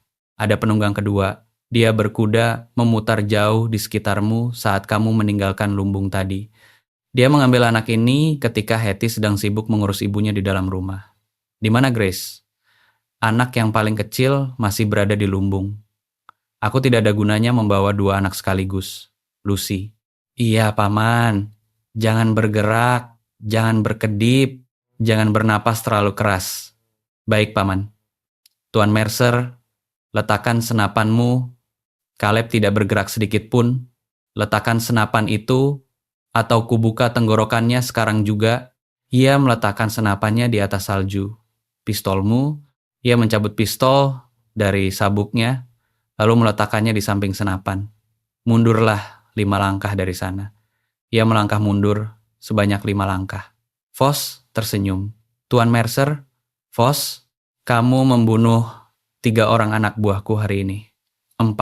4 ditambah pramuka pengintai. Ditambah pramuka pengintai. Jadi total 5. 5. Kamu sibuk sekali rupanya, Tuan Mercer. Memang, aku akan berjalan turun dari teras ini. Aku akan mendudukan anak ini di atas kudaku. Aku akan berkuda pergi dari sini. Dan dalam waktu 3 hari, aku akan mengirimnya kembali kepadamu di dalam sebuah kotak peti mati. Kecuali jika kamu bersedia pergi meninggalkan bisnisku di wilayah ini untuk selamanya. Vos, apa maumu? Kamu merebut istriku? Memang. Kamu merebut putraku? Memang. Kamu merebut 12 tahun dari hidupku? Memang. Kamu tidak akan bisa merebut anak itu. Aku akan merebutnya, Tuan Mercer. Tidak akan. Mata Lucy menatap lurus mengunci pandangan Caleb. Caleb menatapnya balik. Ia melihat siapa anak itu sebenarnya. Ia melihat anak perempuan berusia 7 tahun yang telah berjalan menembus badai salju sambil menggendong adiknya yang sekarat. Ia melihat anak kecil yang menatapnya di dalam gubuk yang runtuh dengan sepasang mata yang tampak terlalu dewasa untuk wajahnya. Ia melihat darah daging Sarah sedang menatapnya kembali. Ia tidak mengerjap sedikit pun. Ia memberikan anggukan paling kecil yang bisa diberikan oleh seorang pria. Anak itu melihatnya. Ia membalas dengan anggukan paling kecil pula. Dagunya turun 1/4 inci. Tangan Caleb bergerak secepat kilat. Pistol kedua yang disembunyikan di bagian belakang pinggangnya melesat keluar dengan bersih. Lengannya terentang lurus. Matanya mengunci sasaran. Vos melihat gerakan itu. Tangan Vos tersentak. Pisau itu berkilat menuntut darah. Lucy melemparkan seluruh tubuh mungilnya menyamping keluar dari pangkuan Vos. Caleb melepaskan tembakan. 1 tembakan. Hanya 1. Peluru itu bersarang tepat di antara kedua mata Warren Vos dari jarak 20 kaki di tengah kegelapan. Kepala pria itu tersentak ke belakang. Kursi goyang itu berayun keras. Pisau di tangannya berdenting jatuh di atas papan lantai beranda. Lucy mendarat di atas salju dengan kedua tangan dan lututnya. Tuan Caleb! Caleb sudah berlari kencang mendekat. Tuan Caleb, aku di sini. Aku di sini, nak. Ia merengkuh tubuh anak itu dari atas salju dan mendekapnya erat di dadanya. Anak itu tidak menangis. Tubuhnya gemetar hebat seperti selembar daun di tengah badai besar, namun ia tidak meneteskan air mata. Kamu sudah melakukan hal yang benar. Kamu melakukan hal yang sangat tepat. Kamu melakukan semua hal yang kubutuhkan untuk kamu lakukan. Dia sudah mati. Dia sudah mati. Apakah kita sudah aman? Kita sudah aman, Tuan Caleb. Ya, aku kembali. Paman kembali. Sebuah pergerakan terdengar di belakangnya. Ia langsung berputar arah. Penunggang kuda kedua tampak sedang menunggangi kudanya sejauh 20 yard di belakang, senapannya mulai terangkat ke atas. Caleb melangkah maju berdiri di depan Lucy, mengangkat pistolnya lalu melepaskan tembakan. Pria itu langsung terjungkal ke belakang, jatuh dari kudanya. Senapan di tangannya meletus ke udara kosong, lalu kuda itu kabur melesat ke dalam kegelapan malam. 2 tembakan, 2 orang pria tewas.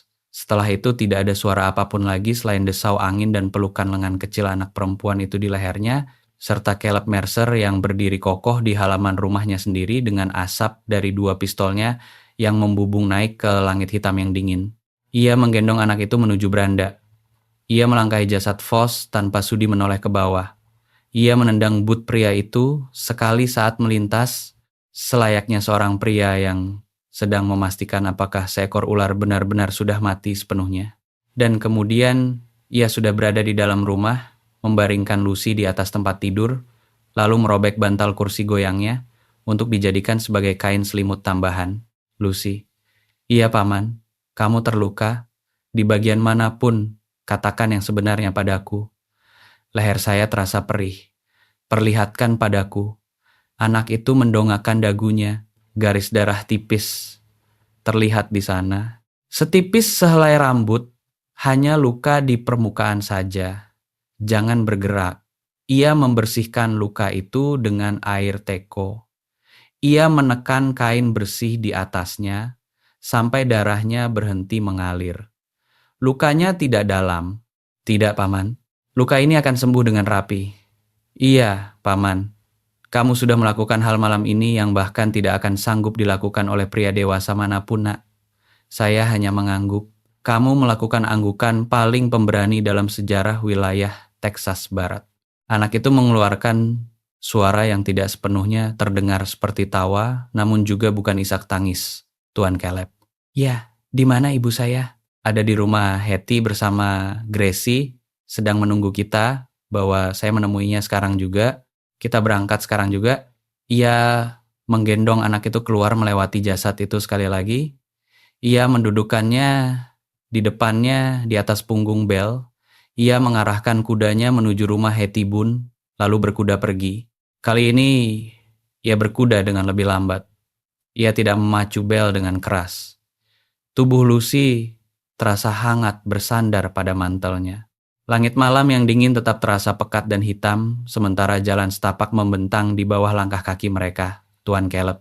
Ya, Nak, apakah Paman akan membunuh lebih banyak orang lagi malam ini? Ia merenung untuk 1 menit yang panjang. Itu tujuanku. Berapa banyak? Sebanyak yang dibutuhkan untuk mengeluarkan wanita-wanita lain dari dalam tambang itu. Ibu bilang ada wanita-wanita lain di sana. Memang ada. Paman akan menyelamatkan mereka juga? Benar. Lalu Paman akan pulang ke rumah? Lalu aku akan pulang ke rumah. Janji? Aku janji.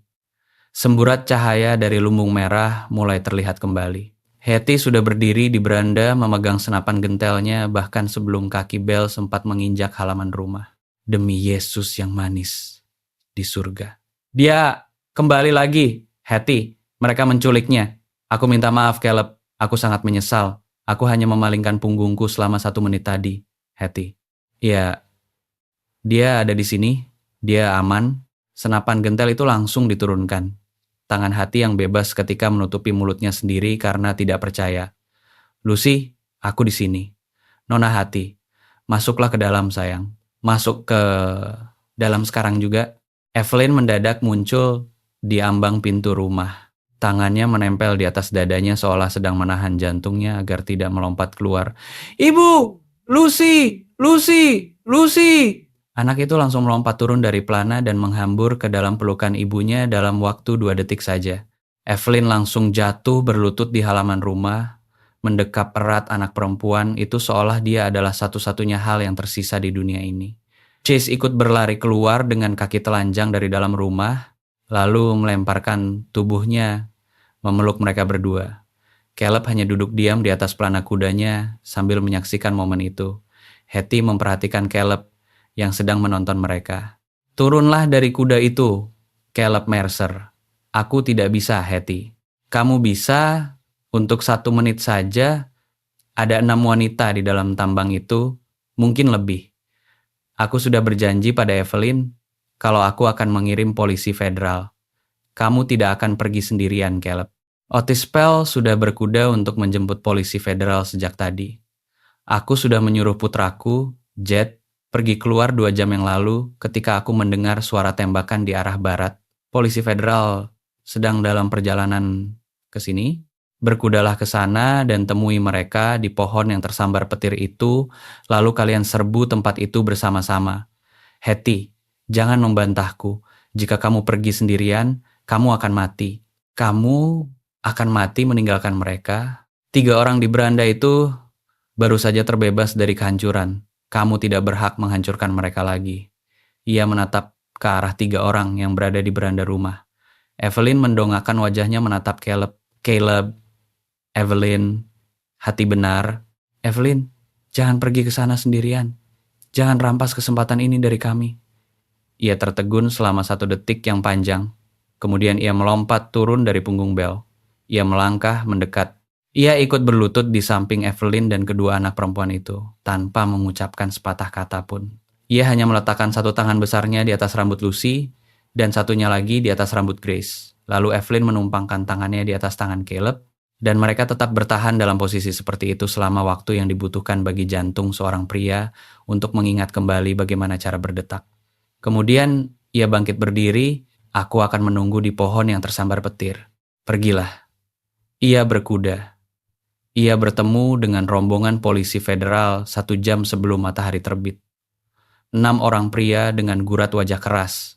Lencana bintang federal tersemat di mantel mereka. Pria pemimpin rombongan bernama Calhoun. Caleb memberitahu mereka jumlah orang yang berjaga, tata letak bangunan kapel, serta memberitahu tentang Foss. Foss sudah mati. Foss sudah mati, kamu yang membunuhnya. Benar, di hadapan para saksi mata, di depan seorang anak perempuan berusia 7 tahun yang tenggorokannya sedang ditandai dengan pisau olehnya. Calhoun mengangguk sekali, alasan itu akan diterima hukum. Mereka segera berkuda dengan cepat. Mereka berhasil menguasai area tambang bahkan sebelum para penjaga sempat menyadari ada orang yang datang menyerang. 3 orang penjaga langsung tewas pada rentetan tembakan pertama. Sisa penjaga lainnya langsung menjatuhkan senjata mereka begitu melihat lencana bintang federal dan mulai angkat bicara, mengaku bersalah, bahkan sebelum tubuh mereka sempat menyentuh tanah untuk menyerah. Kamar-kamar di bagian bawah tanah tambang harus diperiksa. Caleb berjalan turun ke bawah dengan membawa sebatang lentera. 8 orang wanita ditemukan di sana. 8 orang. Beberapa dari mereka sudah disekap selama 1 tahun, beberapa bahkan lebih lama lagi. Salah satu dari mereka sudah berada di sana sejak dia berusia 16 tahun, dan sekarang dia sudah berumur 22 tahun, bahkan dia sudah tidak ingat lagi siapa nama belakangnya sendiri. Mereka semua keluar dari dalam kegelapan bawah tanah sambil mengerjapkan mata selayaknya makhluk gua yang baru melihat cahaya. Caleb tidak mengucapkan sepatah kata pun. Ia sendiri yang menggendong 2 orang wanita dari mereka, mendudukan mereka di atas punggung kuda milik polisi federal. Ia memimpin barisan rombongan kembali menuju Dry Creek dengan berjalan santai karena beberapa wanita tidak sanggup duduk tegak di atas pelana. Penduduk kota sudah terbangun ketika mereka melintas melewati jalanan. Penduduk kota berdiri di beranda rumah mereka masing-masing sambil menyaksikan rombongan itu lewat. Seorang anak laki-laki berusia sekitar 10 tahun tampak menangis haru. Seorang wanita dewasa terisak-isak menutupi wajahnya dengan celemek pakaiannya. Seorang pendeta telah melepas topinya dan mendekapkannya di dadanya sebagai bentuk penghormatan. Calhoun menarik tali kekang kudanya agar berjalan bersisian di samping Caleb, Tuan Mercer. Pak, polisi, kasus ini akan membongkar jauh lebih banyak hal daripada sekadar sebuah area tambang. Aku tahu, nama-nama besar akan terseret. Biarkan saja mereka terseret. Kepala polisi wilayah sudah dikunci di dalam sel penjaranya sendiri sejak tadi. Wakilnya berbalik melawannya saat matahari terbit tadi. Kita akan mendapatkan surat perintah penangkapan resmi pada hari Selasa nanti. Bagus. Ada satu hal lagi, ya. Wakil polisi yang berbalik memihak kita tadi.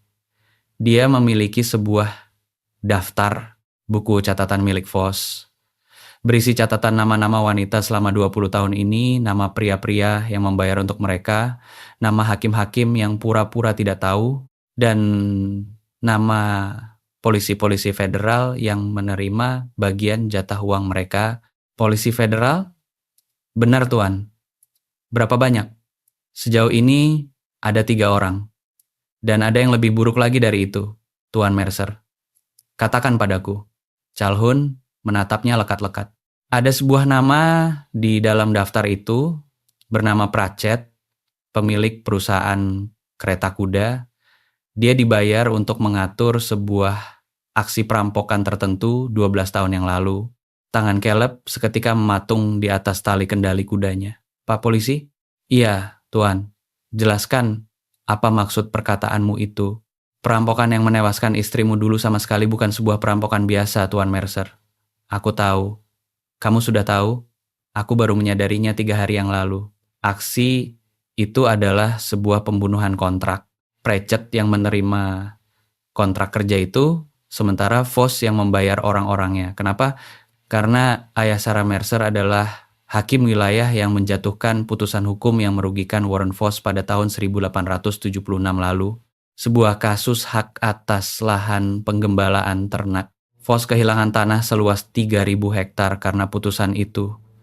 Dia bersumpah akan menghancurkan seluruh garis keturunan pria itu sampai habis. Caleb tidak bergerak, tidak berbicara. Ia tidak bisa, Foss tidak bisa menyentuh sang hakim karena pria tua itu meninggal karena sebab alami pada tahun berikutnya. Jadi Foss menunggu dan dia mengincar suami dari anak perempuannya terlebih dahulu. Kemudian dia mengincar anak perempuannya beserta bayinya yang belum lahir. Dia berencana mengincar Evelyn selanjutnya dan anak-anak perempuan itu setelahnya. Caleb memejamkan mata. Selama 12 tahun ini, setiap menit dari waktu yang telah berlalu, itu semua sama sekali bukan sebuah ketidaksengajaan. Itu bukan karena nasib buruk. Itu bukan karena salahnya yang sedang sibuk pada pagi hari itu. Itu sama sekali bukan kesalahannya. Itu semua adalah perbuatan seorang pria-pria yang baru saja ia hadiahi sebutir peluru tepat di wajahnya, Pak Polisi. Iya Tuan, di mana Pratchett sekarang? Di Sacramento. Kami sudah mengirim telegram ke Sacramento saat fajar tadi. Dia akan berada dalam belenggu rantai pada hari Jumat nanti. Bagus, Tuan Mercer. Ya, pulanglah ke rumah menemui anak-anak perempuan itu. Ia pulang ke rumah. Ia menukar si abu-abu kembali dengan bel di bengkel pandai besi, lalu berkuda kembali ke kabin rumahnya. Jasad di beranda rumah sudah tidak ada lagi. Jet, putra hati, sudah datang ke sana dan menyeret jasad Foss serta jasad pria satunya lagi ke area belakang peternakan untuk dikumpulkan oleh polisi federal nanti. Kursi goyangnya telah digosok bersih. Evelyn sedang duduk bersantai di kursi itu ketika ia berkuda mendekat. Anak-anak perempuan ada di dalam rumah. Ia bisa mendengar suara Grace sedang tertawa gembira karena suatu hal. Ia melompat turun dari punggung bel, menambatnya, lalu berjalan menaiki anak tangga beranda. Evelyn, Caleb, kamu tidak seharusnya bangun dari tempat tidur. Aku sudah duduk diam selama berhari-hari. Aku bahkan bisa tidur sambil berdiri sekarang. Ia duduk di anak tangga paling atas perapian. Ia melepas topinya, lalu meletakkannya di samping tempat duduknya. Hetty sudah pulang. Sudah. Anak-anak baru saja tertidur 1 jam yang lalu. Grace mendadak terbangun tadi dan meminta biskuit. Apakah kamu memberinya biskuit? Aku memberinya biskuit. Bagus. Mereka duduk terdiam untuk 1 menit yang panjang. Caleb, ya, ada sesuatu yang harus kuberitahukan kepadamu, Evelyn. Ada sesuatu yang harus kuberitahukan kepadamu, dan aku butuh kamu duduk diam menyimaknya sampai selesai. Ia menatap wanita itu, lalu mengangguk. Evelyn merogoh bagian depan gaunnya, mengeluarkan sebuah benda kecil yang terbungkus selembar kertas coklat yang telah dilipat dan dibuka kembali berkali-kali hingga lipatannya terasa lembut dan usang. Benda apa itu? Benda ini ada di dalam kantong pakaianku pada hari mereka menculikku. Benda ini terus berada di dalam kantongku sejak saat itu. Mereka tidak menggeledahku dengan teliti. Mereka tidak peduli. Evelyn, Sarah yang memberikan benda ini kepadaku. Kepala Caleb langsung terdongak seketika. Apa, Sarah, kapan, pada pagi hari sebelum dia meninggal dunia? Sebelum dia naik ke atas kereta kuda itu, Sarah meninggal di dalam kereta kuda. Dia tewas saat aksi penyergapan itu. Tidak, Caleb. Dia. Tidak. Tangan Caleb mulai bergetar hebat. Dia sempat bertahan hidup selama 3 jam setelah mereka menarik tubuhnya keluar dari kereta kuda. Mereka tidak tahu kalau ada dari kami yang masih hidup. Mereka meninggalkan kami begitu saja di sana. Seorang pemilik rumah peternakan menemukan kami saat matahari terbenam. Dia menggendong Sarah membawa tubuhnya ke rumahku. Dia bertahan hidup selama 3 jam Caleb bersamaku. Evelyn, aku minta maaf. Aku seharusnya mencari kabar tentangmu. Aku sudah mencoba. Aku sudah mengirimkan 2 pucuk surat. Namun Foss menyabotase pihak kantor pos wilayah. Dia tidak ingin kamu tahu. Dia tidak ingin kamu datang menjenguknya. Evelyn, ya. Apakah dia sempat sadar selama waktu itu? Apakah dia sadar? Apakah dia mengatakan sesuatu? Dia mengatakan banyak sekali hal, Caleb, tentangku, tentangmu, tentang rumah kalian. Tentang sebatang pohon yang kalian tanam bersama di dekat tangga belakang rumah. Tentang bagaimana kamu selalu pulang setiap malam dengan tubuh dipenuhi debu peternakan. Tentang sebuah lagu yang sengaja kamu nyanyikan dengan nada yang salah hanya untuk membuatnya tertawa gembira. Wajah Caleb kini telah basah oleh air mata. Ia tidak bergerak untuk membasuhnya. Dia mengatakan satu hal lagi, hal terakhir sebelum dia pergi. Evelyn, dia berkata, katakan pada suamiku bahwa ini semua sama sekali bukan kesalahannya. Katakan pada suamiku bahwa dia tidak akan pernah bisa menghentikan pria kejam ini. Katakan pada suamiku untuk terus menjalani hidup. Tidak benar, Caleb, tidak benar. Evelyn membuka lipatan kertas coklat itu. Di dalamnya terdapat sepotong kain persegi berukuran kecil yang dulunya berwarna putih potongan sudut dari sebuah celemek pakaian yang di atasnya tertera tulisan berwarna coklat, darah kering. Wanita itu mengulurkannya. Dia menuliskan kalimat ini di atas celemeknya menggunakan satu-satunya tinta darah yang dia miliki, Evelyn. Dia memaksaku berjanji untuk menyerahkan potongan kain ini langsung ke tanganmu. Aku terlambat 12 tahun. Ia menerima potongan kain itu. Ia menatapnya lekat-lekat. 3 patah kata tertera di sana. Miring, samar, namun nyata. Hiduplah untukku. Ia duduk terpaku diam, tanpa bergerak sedikit pun.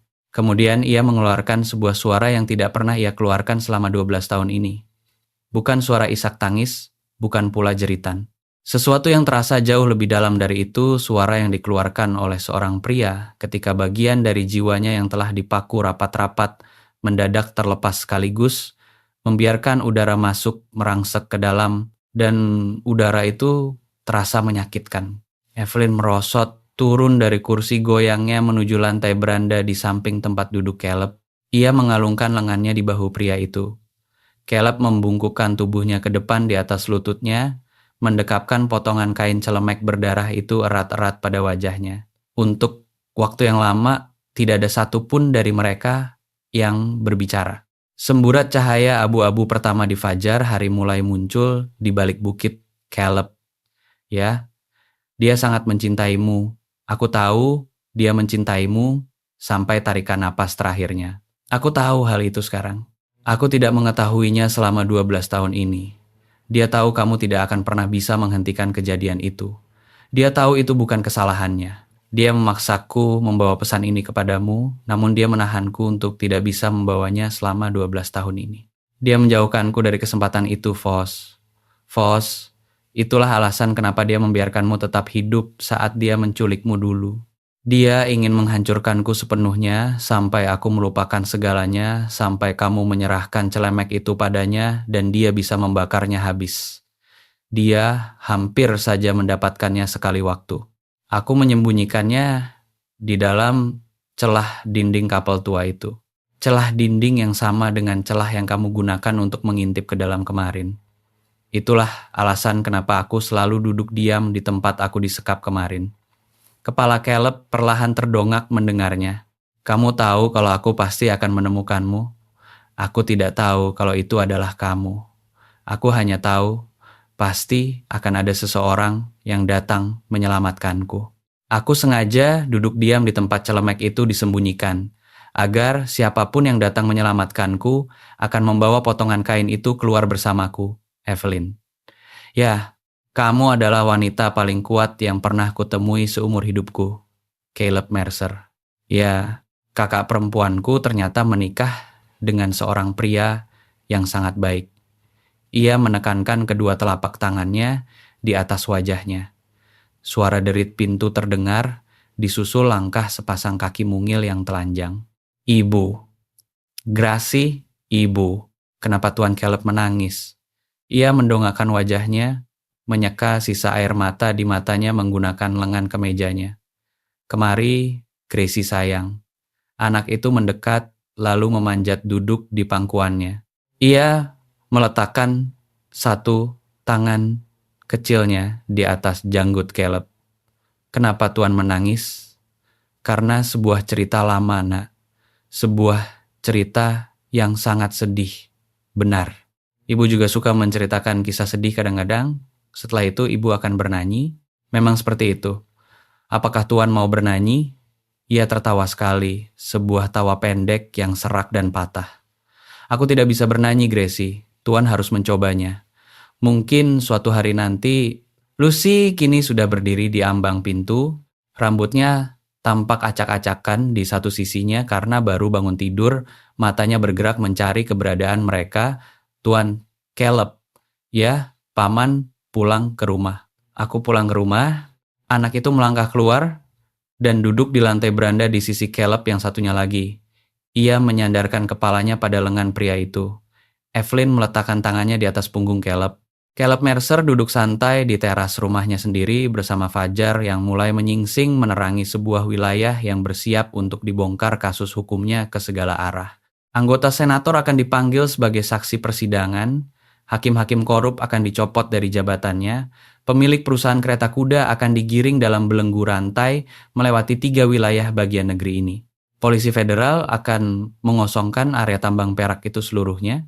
8 orang wanita akan menyebutkan nama-nama besar yang selama 20 tahun ini tidak pernah diizinkan untuk diucapkan oleh siapapun. Seluruh wilayah barat akan bergeser setengah inci menjadi tempat yang lebih jujur untuk ditinggali. Ia belum mengetahui semua hal itu saat ini. Yang ia tahu hanyalah istrinya sangat mencintainya sampai tarikan napas terakhirnya. Yang ia tahu adalah adik istrinya telah menjaga pesan cinta itu melewati 12 tahun masa-masa neraka yang kejam. Yang ia tahu adalah 2 anak perempuan kecil sedang bersandar erat pada tubuhnya di atas teras rumahnya sendiri dan salah satu dari mereka baru saja memintanya untuk bernyanyi. Ia melipat potongan kain celemek berdarah berbentuk persegi itu dan memasukkannya ke dalam kantong kemejanya, kantong pakaian tepat di atas jantungnya. Ia terus menekan tangannya di atas kantong itu untuk satu momen yang lama. Lucy, iya, paman. Grace, ya. Evelyn, ya. Ada biskuit di dalam lemari, ada daging asap di dalam kotak, ada tepung untuk membuat kuah kaldu, ya. Aku akan membuatkan sarapan untuk kalian semua. Kamu tidak perlu repot-repot melakukannya, Caleb. Aku akan membuatkan sarapan untuk kalian semua di dalam rumah ini. Kalian harus menghabiskannya. Setelah itu kita semua harus tidur. Dan ketika kita terbangun nanti kita akan memikirkan bersama apa yang harus kita lakukan selanjutnya. Ya, kita semua. Ia bangkit berdiri. Ia menurunkan Grace dari pangkuannya dengan perlahan. Ia menahan pintu agar tetap terbuka lebar. Mereka semua melangkah masuk ke dalam. Caleb Mercer membuatkan sarapan untuk 3 orang di atas sebuah tungku masak yang telah dingin membeku selama 12 tahun dan baru menghangat selama 2 hari ini. Dan aroma gurih dari daging asap membubung naik ke sela-sela kasau atap rumah yang sudah tidak pernah lagi mencium aroma kehangatan sebuah keluarga sejak peti jenazah Sarah meninggalkan bangunan ini dulu. Di luar sana di jalanan dari arah kota, kereta pertama yang membawa rombongan wartawan berita sudah mulai bergerak melintas mendekat. Kisah ini mulai tersiar luas. Kisah tentang seorang koboi yang hancur hatinya, sebuah gubuk yang runtuh, sepasang anak perempuan kecil yang memohon kepadanya untuk tidak meninggalkan mereka, seorang pria yang hidup kembali dari mati rasa, sebuah lencana serigala di atas hamparan salju, sebuah tambang perak yang dibongkar kasusnya, dan sebuah wilayah yang dibakar oleh amarah oleh satu letusan tembakan jitu. Pada minggu depan, setiap lembar surat kabar dari Houston hingga San Francisco akan memuat berita tentang kisah ini. Pada bulan depan, wanita-wanita yang belum pernah mereka temui sama sekali seumur hidup akan mulai menuliskan surat ucapan terima kasih yang ditujukan kepada Caleb Mercer melalui kantor pos wilayah Dry Creek, Texas. Surat-surat yang tertulis kalimat terima kasih. Surat-surat yang tertulis kalimat putri saya tercinta. Surat-surat yang tertulis kalimat aku juga mengalami hal yang sama. Ia belum mengetahui semua hal itu juga saat ini. Ia sedang sibuk mengocok telur di wadah masaknya. Seorang anak perempuan berusia 4 tahun dengan sepasang mata cokelat tampak sedang duduk santai di atas meja dapurnya, mengayun-ayunkan kaki telanjangnya sambil bergumam menyanyikan sebuah nada. Ia menoleh menatap anak itu sekali. Anak itu memergoki pandangannya. Ia tersenyum gembira. Caleb membalas senyumannya, sebuah senyuman tulus yang pertama yang ia keluarkan dalam 12 tahun ini. Telur dadar diletakkan di atas piring-piring, dan piring-piring disajikan di atas meja makan. Lalu mereka berempat menyantap sarapan bersama. Tidak ada yang berbicara banyak. Lucy menghabiskan 2 porsi makanan. Grace mencoba menyuapi Caleb sepotong daging asap lalu tertawa gembira ketika Caleb membuka mulutnya lebar-lebar untuk menerima suapannya. Evelyn mengawasi kedua putrinya makan dengan gurat ekspresi selayaknya seorang wanita yang sedang menyaksikan sebuah keajaiban nyata yang mungkin saja akan lenyap menghilang jika dia berkedip sedetik saja. Ketika piring-piring sudah bersih tanpa sisa makanan, Lucy bangkit berdiri. "Tuan Caleb, ya, apakah Paman akan mengantarkan kami pulang ke rumah malam ini? Kamu sudah berada di rumahmu sendiri, Nak. Ini adalah rumahmu sekarang. Ini adalah rumah kalian juga. Mulai hari ini." Anak itu menoleh menatap ibunya. "Ibu, apakah ibu mendengarnya?" "Ibu mendengarnya, sayang. Ibu, ini adalah rumah kita juga. Ini rumah kita sekarang." Hal itu sudah cukup memuaskan bagi Lucy. Ia mengangguk sekali selayaknya seorang hakim kecil yang bijak, lalu melangkah menuju tempat tidur berbaring di samping Grace dan tertidur pulas dalam waktu kurang dari 3 menit 2 minggu berlalu. Hetty Boone berkunjung menunggangi kudanya 2 kali seminggu membawa roti, mentega, serta berbagai pertanyaan yang tidak ingin dijawab oleh Evelyn. Polisi federal bernama Calhoun datang menyusuri jalan setapak pada hari Jumat, membawa selembar kertas dokumen untuk ditandatangani dan sebuah nama untuk diberikan. Caleb menandatanganinya. Nama itu milik Sarah. Kertas dokumen itu adalah akta tanah yang dipalsukan oleh Voss 12 tahun yang lalu untuk merebut lahan penggembalaan ternak milik ayah Sarah. Calhoun memasukkan akta palsu itu ke dalam tungku perapian dan membakarnya habis dengan tangannya sendiri. "Ada hal lain lagi, Pak Polisi?" "Satu hal, Tuan Mercer." "Ya, ada 2 orang anggota senator yang meminta untuk menemuimu di Austin setelah proses persidangan selesai nanti. Katakan pada mereka, aku menolak. Mereka pasti akan memintanya kembali untuk kedua kalinya. Katakan menolak untuk kedua kalinya juga." Calhoun menyeringai lebar. "Untuk pertama kalinya dalam 3 hari ini, aku akan menyampaikannya." Pria itu lalu berkuda pergi. Embun beku pertama datang pada hari Senin. Lucy sedang duduk santai di dekat perapian, membawa buku bacaan McGuffey yang dibelikan oleh Caleb di kota kemarin, mengeja kata KUDA dengan lantang ketika dia mendadak berhenti dan mendongak menatap Caleb. "Tuan Caleb." "Ya, dengarkan ini." Anak itu mulai membaca. Kuda itu berada di padang rumput. Kuda itu berwarna coklat. Ia mendongak menatap Caleb gembira. "Saya bisa membacanya. Saya membacanya sendiri, tanpa bantuan." "Kamu membacanya sendiri. Ibu, apakah ibu mendengarnya?" "Ibu mendengarnya, sayang. Saya bisa membaca 1 kalimat utuh." "Kamu bisa membaca 1 kalimat utuh, Lucy Harper." Wajah anak perempuan kecil itu seketika berseri-seri bahagia selayaknya sebatang lilin yang menyala di balik jendela rumah. Kondisi fisik Grace kian menguat dari minggu ke minggu. Pada saat salju kembali turun, dengan lebat pada bulan November, dia sudah bisa berlari kencang, melintasi halaman peternakan, mengejar ayam-ayam yang tidak pernah bisa dia tangkap. Batuk parah yang hampir saja merenggut nyawanya, kini telah sembuh total. Gurat cekung yang pucat di sekitar matanya, kini telah terisi kembali dengan rona sehat. Dia mulai menjadi anak yang sangat cerewet, hingga tidak ada dari mereka yang sanggup mengimbangi bicaranya. Dia terus memanggil pria itu dengan sebutan Tuan Caleb selama 2 bulan lamanya. Kemudian, pada suatu pagi, di awal bulan Desember, dia memanggilnya dengan sebutan Tuan. Lalu pada suatu hari Minggu, dia mendadak memanggil Caleb tanpa embel-embel Tuan di depannya, dan Evelyn langsung menegurnya gembira, lalu Grace meminta maaf dan kembali menggunakan sebutan Tuan Caleb. Caleb sama sekali tidak keberatan dengan semua panggilan itu. Ia baru merasa terusik pada hari ketika seorang wanita yang tidak ia kenal datang menyusuri jalan setapak membawa sebuah keranjang jinjing. Ia sedang membelah kayu di halaman depan rumah saat itu. Ia mendengar suara kereta kuda mendekat, lalu meletakkan kapaknya dan melangkah maju untuk menyambut kedatangannya. Seorang wanita berusia sekitar 30 tahun, mengenakan gaun sederhana dan topi bundar polos, memegangi keranjang di depan dadanya selayaknya sebuah perisai pelindung. "Apakah Anda, Tuan Mercer?" "Benar, aku sendiri. Namaku Anilang.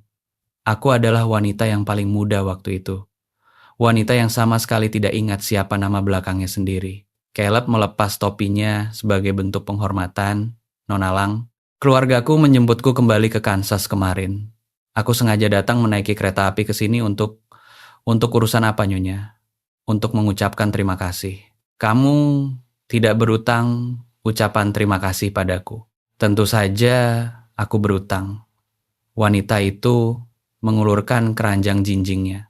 Ibuku membuatkan pie apel ini untukmu. Ada 6 buah. Ibu bilang, aku harus membawakanmu 6 buah pie apel nonalang. Tuan Mercer, katakan pada ibumu, kalau aku akan menghabiskan semuanya tanpa sisa. Wanita itu mengangguk kecil, lalu mulai menangis terharu. Ia berusaha menahan tangisnya agar tetap kecil. Tuan Mercer, ya? Apakah benar berita yang beredar kalau Anda membunuhnya hanya dengan 1 tembakan jitu? Berita itu benar. Di hadapan salah satu dari anak-anak perempuan kecil itu? Benar, Nyonya. Ayahku berkata, pria itu bukan manusia biasa. Dia berkata, dia adalah seorang malaikat utusan Tuhan. Aku bukan malaikat, Nona Lang. Tanyakan saja pada Lucy. Dia pasti akan memberitahu khalayak kalau aku sering membuat biskuit gosong. Wanita itu tertawa gembira mendengarnya. Ia kemudian memanjat naik kembali ke atas kereta kudanya lalu berkuda pergi meninggalkan tempat itu. Malam harinya, Caleb menyantap 2 potong pie apel dan Grace menghabiskan 3 potong.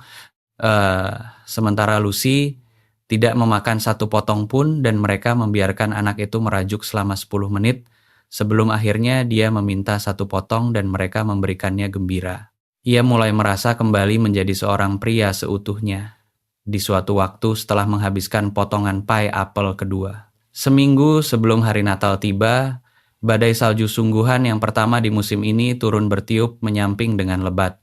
Caleb melangkah keluar rumah untuk membawa masuk lebih banyak persediaan kayu bakar lagi. Ia sedang menyusun kayu-kayu itu di balik pintu ketika Grace melangkah turun dari tangga tempat tidur darurat mengenakan gaun tidurnya sambil mengucek-ucek matanya yang mengantuk.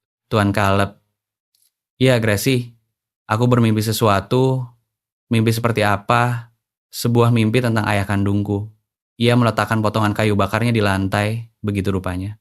Dia sedang duduk santai di meja makan itu dan dia sedang asyik menyantap biskuit, lalu dia berkata, katakan pada Tuan Caleb kalau dia boleh menempati kursiku. Caleb terdiam tanpa berbicara untuk beberapa saat. Ayahmu mengatakan hal itu di dalam mimpimu? Kamu yakin? Aku yakin, Paman. Dia mengatakannya sebanyak 2 kali. Ia duduk di lantai di samping tumpukan kayu bakarnya. Grace melangkah mendekat lalu duduk nyaman di atas pangkuannya. Tuan Caleb, ya, apakah boleh jika aku tidak memanggilmu dengan sebutan Tuan lagi? Lalu kamu ingin memanggilku apa? Anak itu berpikir keras sejenak cara berpikir yang biasa dilakukan oleh anak berusia 4 tahun untuk memutuskan sebuah hal besar. Ayah, tubuh Caleb seketika mematung kaku. Ayah, ya, kamu yakin, Nak? Ayah kandungku bilang, Paman boleh menempati kursinya. Dia mengatakannya sendiri di dalam mimpiku. Ya, jadi boleh kan? Ia tidak sanggup mengeluarkan suara sepatah kata pun. Ia tidak bisa. Ia mendekap erat anak itu di dadanya dan meletakkan 1 tangan besarnya di atas punggung mungil anak itu, lalu menempelkan dahinya pada bagian atas kepala anak itu dan menangis terseduh-seduh dengan keras. Bukan tanpa suara, anak itu tidak bergerak sedikit pun dari pelukannya. Setelah 1 menit yang panjang berlalu, ia mendengar suara lain terdengar. Lucy sedang berdiri di atas tangga, tampak mengantuk sambil menyaksikan momen tersebut. Ayah, ia mendongak menatap anak itu. Ya, aku juga ingin memanggilmu begitu. Ya, aku sudah sering memanggilmu ayah di dalam hatiku selama 3 minggu ini, namun di mulutku yang keluar selalu Tuan Caleb. Aku hanya tidak tahu apakah aku diizinkan untuk memanggilmu begitu. Kamu diizinkan, Nak. Anak itu melangkah turun dari tangga, berjalan melintasi lantai ruangan, lalu duduk di sisi Caleb yang satunya lagi, dan mengalungkan kedua lengannya erat-erat di leher Caleb. Evelyn melangkah keluar dari ruangan belakang rumah. Ia tidak berbicara sedikit pun. Ia berjalan mendekat dengan perlahan, lalu ikut duduk di lantai beranda di samping mereka semua. Ia meletakkan tangannya di atas bahu Caleb. Caleb, ya, Sarah pasti akan merasa sangat bahagia di atas sana. Aku tahu dia pasti bahagia. Aku tahu itu. Ia mendekap kedua anak perempuan itu erat-erat di tubuhnya untuk waktu yang sangat lama. Api perapian meletup hangat. Angin kencang menghantam dinding luar rumah. Dunia terasa begitu kecil namun sangat hangat di dalam sini. Keesokan paginya, Caleb memasang pelana pada si abu-abu. Ia tidak memberitahu siapapun kemana ia akan pergi. Ia berkuda mendaki bukit peternakan. Ia berdiri kokoh di depan sebuah batu nisan makam yang sudah 11 tahun tidak pernah ia kunjungi lagi. Sarah. Angin bergerak berembus pelan. Sarah. Ia mengeluarkan lipatan potongan kain celemek persegi dari dalam kantong kemejanya. Ia menggenggamnya di tangannya yang telanjang sampai butiran salju mulai membasahi permukaannya. Kamu benar tentang anak-anak perempuan itu, tentang pria kejam itu, tentang semuanya. Sekarang aku yang akan merawat dan membesarkan mereka. Mereka sudah menjadi putri-putriku sekarang. Kuharap kamu tidak keberatan di atas sana. Kurasa kamu tidak keberatan. Ia meletakkan potongan kain celemek berdarah berbentuk persegi itu di dasar batu nisan makam. Aku mencintaimu, Sarah Mercer. Aku tidak pernah berhenti mencintaimu. Aku tidak akan pernah berhenti mencintaimu sampai hari di mana orang-orang menguburkan jasadku di sini di sampingmu nanti. Dan setelah itu, aku akan tetap mencintaimu. Ia berdiri mematung di sana sampai kedua tangannya mati rasa karena dingin. Kemudian, ia berkuda pulang ke rumah. Evelyn sudah berdiri menyambutnya di beranda rumah. Kamu pergi kemana? Menjenguk Sarah. Benar. Kamu membawakannya sesuatu? Aku mengembalikan celemek itu padanya. Wanita itu mengangguk kecil. Itu hal yang benar. Kain itu memang milik tempat itu. Kain itu milik tempat itu. Mereka berdiri berdampingan untuk 1 menit yang panjang. Caleb, ya. Aku sudah memikirkan tentang apa yang akan terjadi selanjutnya. Ia menoleh menatap wanita itu. Katakan saja urusanmu. Aku tidak bisa terus tinggal di dalam rumahmu ini selamanya. Kenapa tidak bisa? Itu bukan hal yang pantas secara adat. Anak-anak memanggilmu dengan sebutan ayah sementara aku tidur di ruangan belakang dan kamu tidur di loteng atas rumah. Penduduk kota pasti akan menggunjingkan hal ini. Penduduk kota selalu punya bahan untuk bergunjing. Mereka akan menggunjing dengan cara yang bisa melukai putri-putriku nanti. Lalu apa yang kamu inginkan, Evelyn Harper? Wanita itu menarik napas panjang. Aku tidak ingin pergi dari sini. Kalau begitu, jangan pergi. Itu bukan sebuah solusi yang tepat, Caleb. Bisa menjadi solusi, Evelyn. Aku bukan Sarah.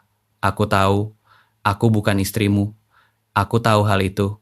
Tetapi, jika kamu bersedia mempertimbangkan untuk menjadi seorang suami lagi suatu hari nanti, tidak perlu terburu-buru. Nanti ketika anak-anak sudah beranjak lebih dewasa, ketika masalah ini sudah mereda seluruhnya, proses persidangan telah selesai, dan surat kabar tidak lagi menuliskan namamu. Jika saat itu tiba kamu bersedia mempertimbangkannya, maka aku akan menjawab ya.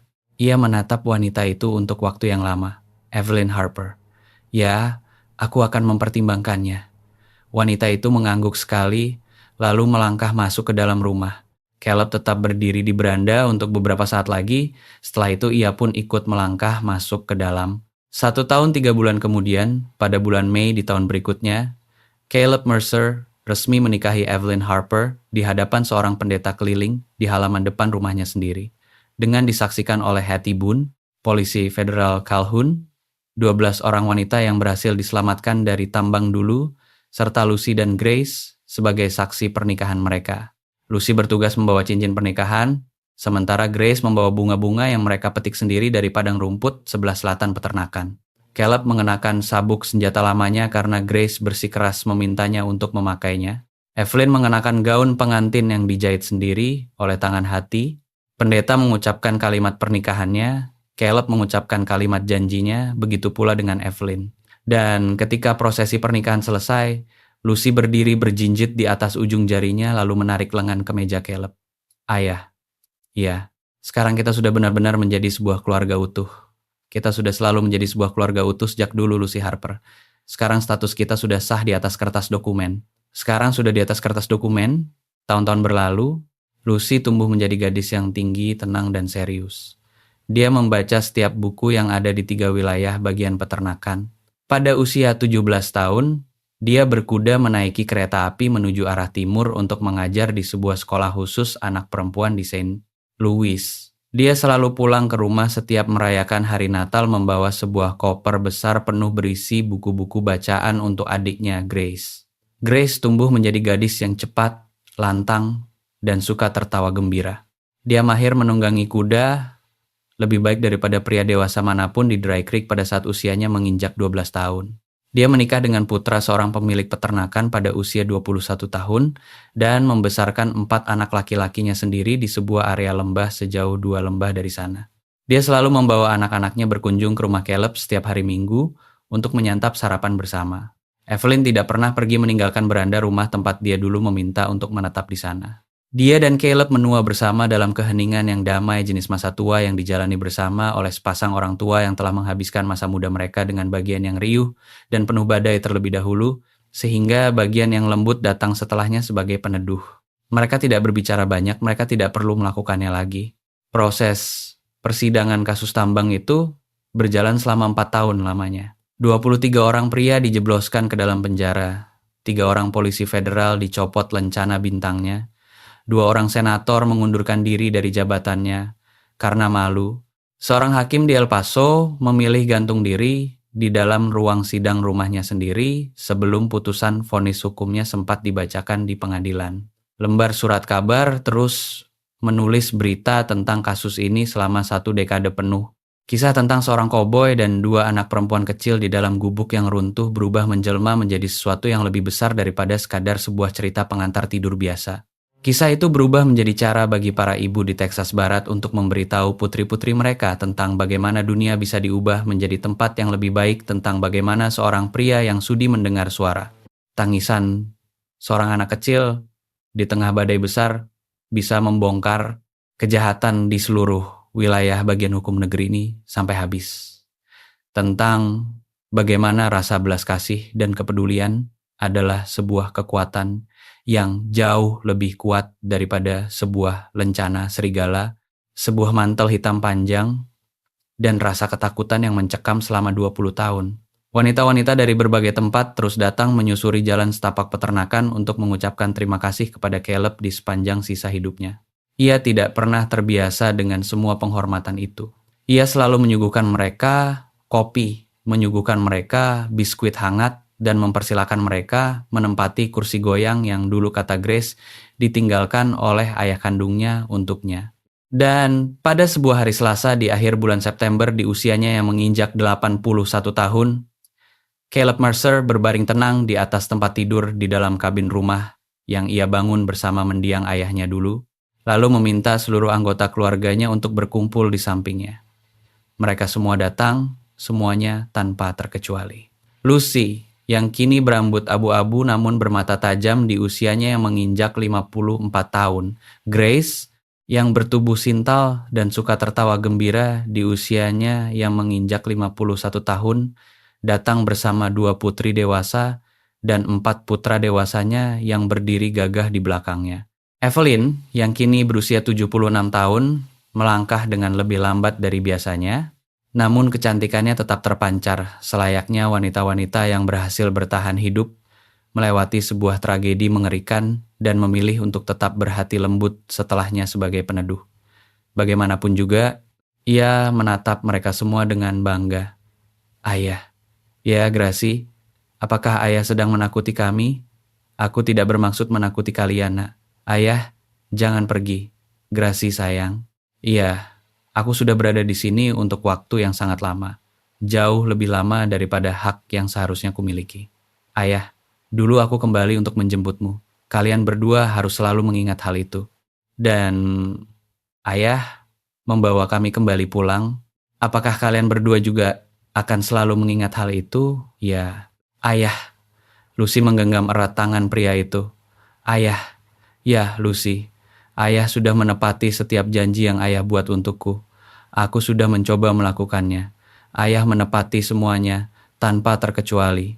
Ia menatap anak perempuan itu untuk waktu yang sangat lama. Lucy, ya. Kamu sudah melakukan anggukan paling pemberani dalam sejarah wilayah Texas Barat. Anak itu tertawa gembira sekaligus menangis haru. Benar, ayah. Ia memutar kepalanya menatap Evelyn. Evelyn Mercer. Ya, Caleb, terima kasih. Untuk kain celemeknya, terima kasih untuk tahun-tahun kebersamaan kita. Ia memejamkan kedua matanya, lalu membukanya sekali lagi untuk terakhir kali. Sarah sudah menunggu di atas sana, aku tahu itu.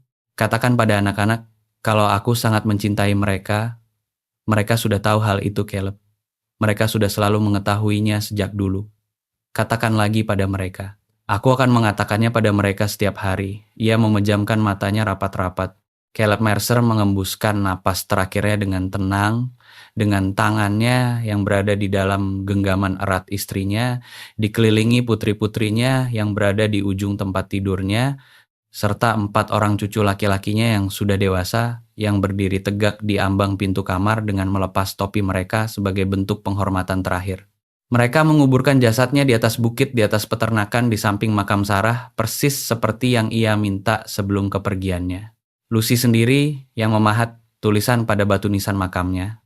6 patah kata saja, sama persis seperti yang telah diputuskan oleh seluruh anggota keluarga pada suatu hari, Minggu pagi 20 tahun yang lalu, ketika pertanyaan tentang tulisan nisan pertama kali muncul di meja sarapan rumah mereka. Saat itu Grace yang mengusulkannya, Lucy mengangguk setuju, Evelyn menangis haru, dan Caleb tidak mengucapkan sepatah kata pun karena ia tidak mempercayai suaranya sendiri yang bergetar. Batu nisan itu menuliskan kalimatnya dengan sangat jelas. Dia kembali pulang untuk menyelamatkan kami. Batu nisan makam itu masih berdiri kokoh di atas bukit itu hingga hari ini. Bangunan kabin rumah masih berdiri tegak di bawah sana. Cucu-cucu dari Grace terus menjaga agar bangunan itu tetap berdiri kokoh. Mereka menggosok papan-papan lantainya setiap musim semi tiba. Mereka memastikan api tetap menyala hangat di dalam tungku perapian pada setiap musim dingin. Mereka membacakan kisah dengan lantang dari buku bacaan McGuffey kepada bayi-bayi mereka sendiri di atas karpet lantai tempat di mana dulu Lucy pertama kali mengeja kata QUDA. Dan pada setiap bulan September di hari Selasa yang paling dekat dengan hari kematiannya, seluruh anggota keluarga akan mendaki bukit itu bersama-sama. Seluruh garis keturunan keluarga, cucu-cucu, cicit-cicit, serta seluruh keturunan dari setiap wanita yang berhasil ia selamatkan dari dalam tambang perak dulu, dan anak-anak dari setiap wanita yang ibunya berhasil ditemukan kembali karena jasanya. Mereka semua berdiri khidmat di atas bukit itu. Mereka melepas topi mereka sebagai bentuk penghormatan. Mereka membacakan 6 patah kata di batu nisan itu dengan lantang bersama-sama. Dan setelah itu mereka pulang ke rumah masing-masing dan menceritakan kembali kisah kepahlawanan ini kepada anak-anak mereka, karena setiap generasi baru harus sudi mendengarnya. Kisah tentang seorang koboi yang hancur hatinya namun sudi mendengar suara tangisan seorang anak kecil di tengah badai besar. Kisah tentang seorang pria yang memilih jalan belas kasih dan kepedulian ketika tidak ada seorang pun yang memaksanya untuk melakukan hal itu. Kisah tentang seorang anak perempuan yang membisikkan 4 kata sakti di dalam sebuah gubuk yang runtuh dan berhasil menghidupkan kembali seorang pria yang telah lama mati rasa. Kisah tentang bagaimana satu tembakan jitu di tengah kegelapan malam berhasil membongkar kejahatan di seluruh wilayah bagian hukum negeri ini sampai habis. Kisah tentang bagaimana sebuah rasa cinta jauh lebih kuat daripada aksi kekerasan, jauh lebih kuat daripada aksi balas dendam, dan jauh lebih kuat daripada rasa ketakutan akan selalu sanggup bertahan hidup melampaui setiap lencana serigala, setiap mantel hitam panjang, dan setiap pria kejam yang pernah mengira bahwa mereka bisa menguasai dan menindas para wanita di Texas Barat. Rasa cinta itu masih tersimpan rapi di atas bukit makam itu hingga kini. Rasa cinta itu masih berembus hangat di dalam kabin rumah itu. Rasa cinta itu masih mengalir deras di dalam darah daging setiap keturunan keluarga Mercer, setiap keturunan keluarga Harper, dan di dalam hati setiap anak yang bersyukur dari setiap ibu yang berhasil diselamatkan selama 100 tahun ini dan untuk selamanya. Dan dunia kini telah berubah menjadi tempat yang jauh lebih baik karena kisah ini. Dunia menjadi lebih baik dan akan selalu seperti itu.